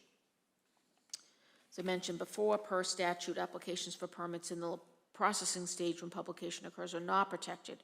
However, historically, the city interprets in consideration of a petitioner's good faith reliance on current regulations. The proposed amendments do not apply to applications filed prior to the first publication, the notice of public hearing. There are no complete applications in the processing stage. Finally, the effective date of the amendment is the date of the City Council's vote to ordain the amendment. The City Council must act on the amendment within 90 days after the public hearing closes, otherwise hold a new public hearing. So if the public hearing closes tonight, and I will just switch briefly to the document that's called Supplement, Planning Report Supplement dated November 9th, 2022. Date for final action would be February 7th, 2023. I also, at this time, will just switch briefly. This supplement is a supplement to the report I was just reading from. It's dated November 9th, 2022. I won't read it word for word, but it is incorporated by reference into the record. This is to provide clarification, updates, and additional information. What I just spoke about was the updated date for final action. Status of approved projects is another area covered by the supplement. I've given you updates, which I actually just verbally gave, about the status of the 3 approved projects. The change between the 2 has to do with the temporary occupancy permit. I've also provided the dates of the issuance of the permits, which was not in the previous report, I believe. So those are for the 323 Commercial, 7 Linehurst Road, and 36 Charles Street. And then finally, the supplement addresses the number of licenses for marijuana cultivator, independent marijuana testing laboratory, marijuana product manufacturer, marijuana research facility, and marijuana transporter. So for those 5 use categories, city ordinance and state law do not provide a minimum or maximum limit for the number of licenses that may be issued for these types of marijuana establishments. For marijuana retailer, the city licensing ordinance provides the maximum limit of the number of licenses for that type of marijuana establishment, marijuana retailer. There's a section in the licensing ordinance called Types and Limitation on Licenses to be Issued. It specifically states the number of marijuana retailer licenses shall be limited to 20% of the number of off-premises all liquor licenses, commonly known as package stores, issued pursuant to Mass General Laws, Chapter 138, Section 15. It reads, in such a case where 20% of the off-premises liquor licenses results in a fractional number, the maximum number of licenses shall be the next greater whole number. So that's telling us we round up. The city ordinance is in accord with state law. It provides the minimum limit of this. The state law provides the minimum limit of the number of marijuana retailer licenses may be no fewer than 20% of the number of licenses issued within the city or town for the retail sale of alcoholic beverages licenses not to be drunk on the premises were sold under Section 15 of Chapter 138. So our local ordinance provides the maximum limit, and the state law provides the minimum limit. Currently, there are 19 licenses issued in the city pursuant to Mass General Laws 130, Chapter 138, Section 15. This number has remained the same since 2016 per the Malden License Board documentation. This number license category includes liquor stores, supermarkets, convenience stores that sell alcohol. Per the required calculation, 20% of 19 is 3.8, which is rounded up to 4. That being said, the acting city solicitor notes there is a conflict between the section that provides the maximum 20% and another section of the city licensing ordinance called initial license application process. That's section 6.8070D1 for reference. That contains a reference to the limit of 5 marijuana retailer licenses. So that's the conflict, that phrase. Acting city solicitor recommends this conflict of ordinance must be resolved by the city council. I'm giving you this as background facts. It's not, what's before you is not to decide how many licenses may be issued. It is to determine a recommendation on the zoning amendment that's before you. Do you want me to go through? Yes, please. Okay, so the planning board's review and recommendation of the proposed zoning changes should be directed by substantive planning objectives, community need, and general welfare. So regarding section 12.12190A, which are the regulations for use of new buildings to be constructed, the proposed amendments are administrative in nature and make important updates necessary to render the ordinance consistent with current protocol. Regarding section 12.12.190B, regulations for use of existing buildings, the proposed amendments regarding dimensional controls and parking requirements are administrative in nature and make important updates necessary to render the zoning ordinance consistent with current protocol. Regarding the proposed amendment regarding buffer zones, there are no known substantive planning objectives that direct the proposed amendment. The amendment is not supported by community need, and I'm referencing the approved permits that we just went through in the application and exemption section, the 3 approved permits, and finally, the amendment is contrary to the general welfare for various reasons, and I'm citing those 7 reasons previously discussed called outstanding concerns in section 2B of this report.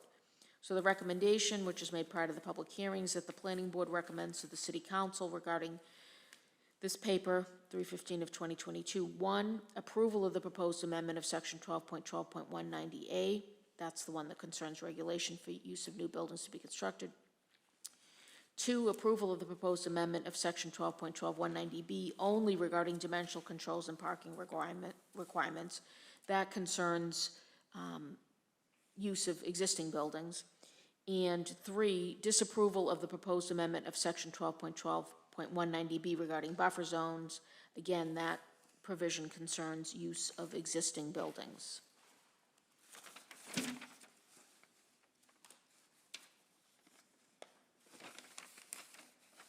Okay. Does anyone have any questions for Michelle? Basically, we have 3 parts. Michelle, would you recommend we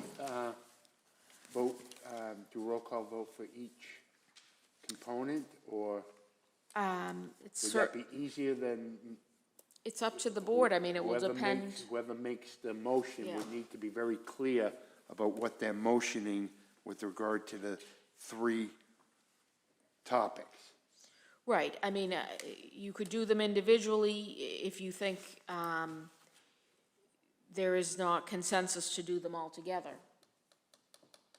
So it's, I'm not sure what the board's, Okay, we're impression gonna is. take. To be each- safe, we're to be gonna take safe, up do each 3. 3 Yes. sections Yes. individually. Yes, I guess that, I would recommend that then, yes. So there's no, we ran into a muddle before where things weren't specific enough in the motion, and we had to go ratify it afterwards. Right, that's true. So yes, I do, I would agree with that. I would take each one separately, so it's very clear, and, it's also possible some might not agree on Right. all of it, so, So basically, there are 3 components that were listed. We already took up 286, so the 3 components have to do with new construction, existing buildings, and then buffer zones is number 3. right, right. 1 is new construction, 2 is existing buildings regarding dimensional controls and parking. Right. And 3 Oh, I'm is sorry. existing buildings regarding buffer zones.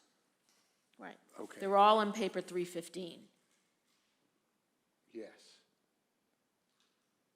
But the first one we're going to take up is with regard to new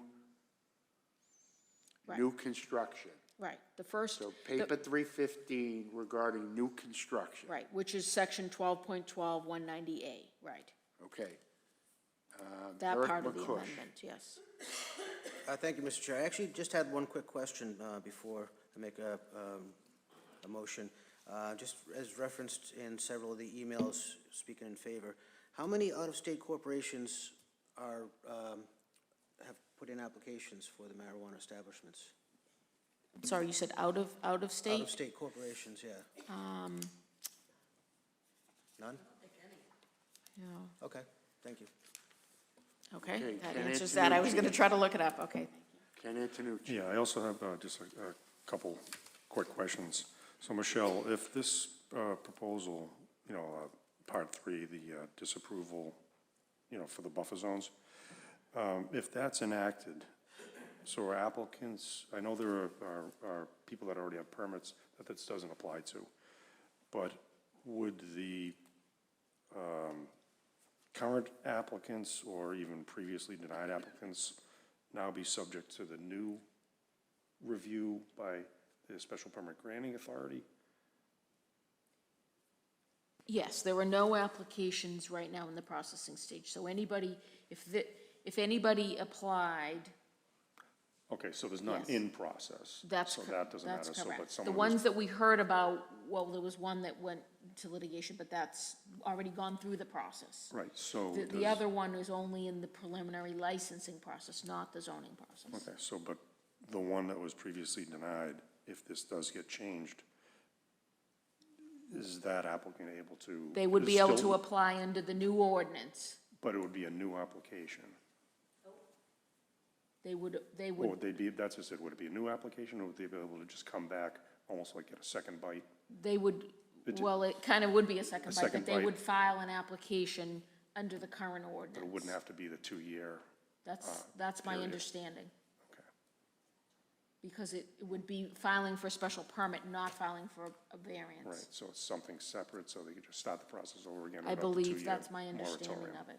The 2-year prohibition, the repetitive petition, it's gonna be the same petition. Okay, thank Are you. you all set, Ken? Yes. Council Seeger. Thank you. Ken, I was told no, that if this was to change, the applicant that's currently in litigation with us will go right to the city council for a special permit hearing with the city council.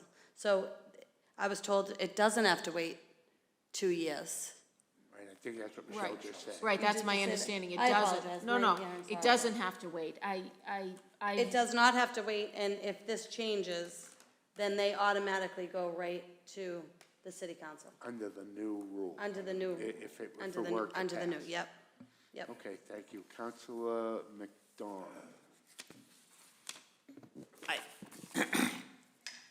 Hearing all of those public comments there were just a lot of assertions made about motives, and as the person sponsoring this particular amendment, and since we're live streaming this, I wanted to go on the record and say that my motives here are because I care about a fair administration of this system.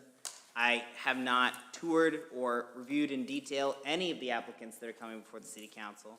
There's no quid pro quo involved. There's nothing untoward, and I just wanted to state that clearly. I think that the people's previous understandings of what scenarios qualified for a variance is where this is involved, and so I don't dispute that, but I just wanted to be clear that the motives being assigned to me as the sponsor of this are not what this is about. This is not about any one applicant. There are multiple applicants for whom we will have to consider how to address this within the city, and that I just wanted to say that. I felt like that was being called in question in a way that was not fair or honest to my representation as an elected official. Okay, no, thank you, Counselor. And just for clarification, are you a co-sponsor? Because what was submitted in the paperwork only has Counselor Linehan as a sponsor. Oh, I'm sorry, did you click off? Hold, give me 2 seconds here, I gotta find you. There you go. So this amendment is mine. The package is Councilor Linehan's. That was sort of an artifact of how we approached it at the council. She's the primary sponsor of all the pieces. This particular amendment. You contributed to it. Yes. Okay, thank you. Okay, Eric McCush, were you all set? I am, yeah. Okay. So, on the first piece for new construction, is there a motion? Ken Antonucci. Mr. Chairman, I would like to recommend approval of the proposed amendment of section 12.12.190A. So you want to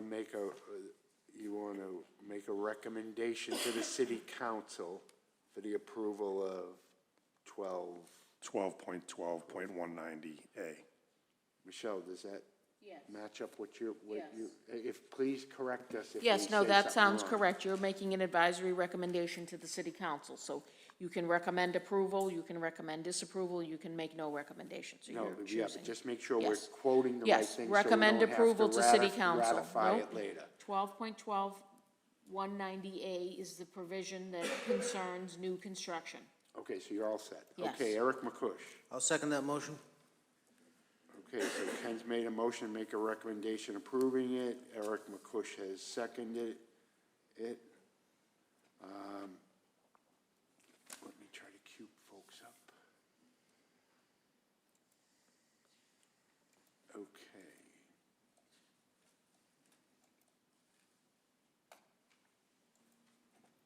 Michelle, whenever you're ready. Ken Antonucci, Yes. Diane Chuha, Yes, Tawadich Gubber Yes. Patrick Hayes, Yes. Eric Henry, Yes. Eric McCush, Yes. Henry Susi, Yes. Ronnie Raj Verma, Yes. Chuck Iovan. Yes. So that was So 9-0. Remember there's a way you can just hit all? Yeah, I can't recall how we did that. Direct access, all micros off. Yeah, that, I think you. I think it was over in here. Yeah. Set up live, volume. I don't know, we can figure it out. Okay, well, There was a way they yeah, showed there us. was a way You can they showed activate it, them and all, so- I've been looking all night to try to find a way to do that, and I can't find it. So for the second piece, which involves,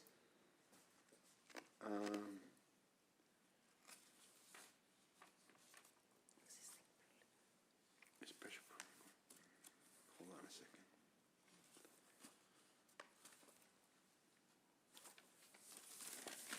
You're pointing, but I can't see that far. Yeah, okay. Okay, so for section 12.12.190.b, only regarding dimensional controls and parking requirements, is there a motion? I think you have to shut everyone off and restart. Why? They were all red. Okay. So is there anyone would like to make a motion? Eric McCush. Thank you. Make a motion to make the recommendation to approve the proposed amendment of section 12.12.190B only regarding the dimensional controls and parking requirements. Very good. And is there a second? Henry Susi. I'll second the motion. Henry Susi seconds it.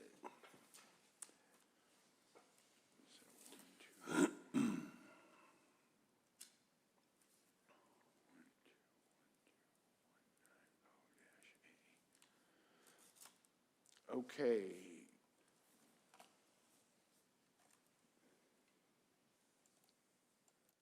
So go ahead, Michelle. Ken Antonucci, Yes. Diane Chuha, yes, Tawadich Gubber Yes. Patrick Hayes, Yes. Eric Henry, Yes. Eric McCush, Yes. Henry Susi, Yes. Ronnie Raj Verma, Yes. Chuck Iovan. Yes. So that passed 9-0. We will make that recommendation.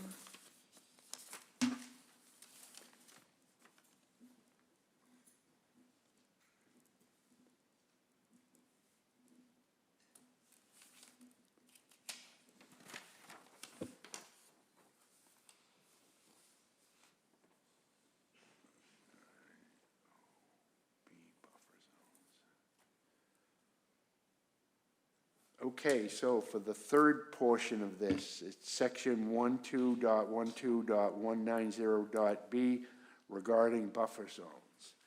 Is there a motion? Ken Antonucci.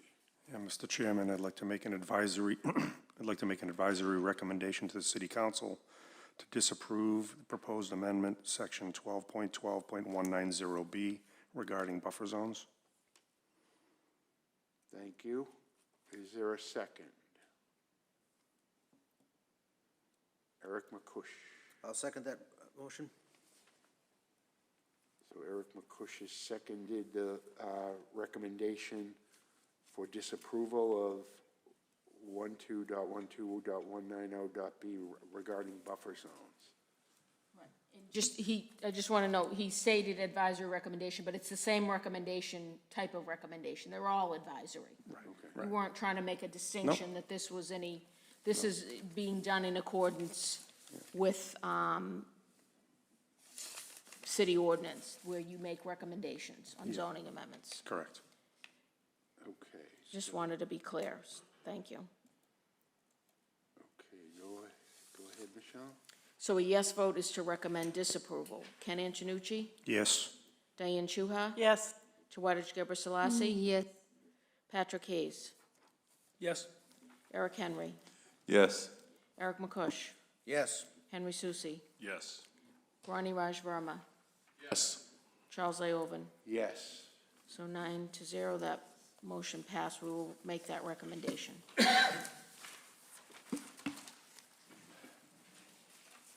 Okay, well, thank you very much.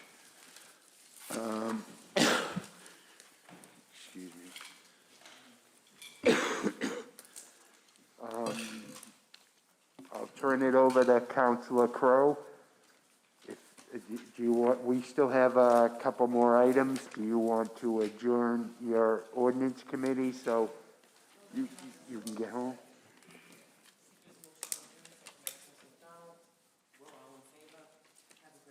Okay, thank you. Thank you for your time and effort.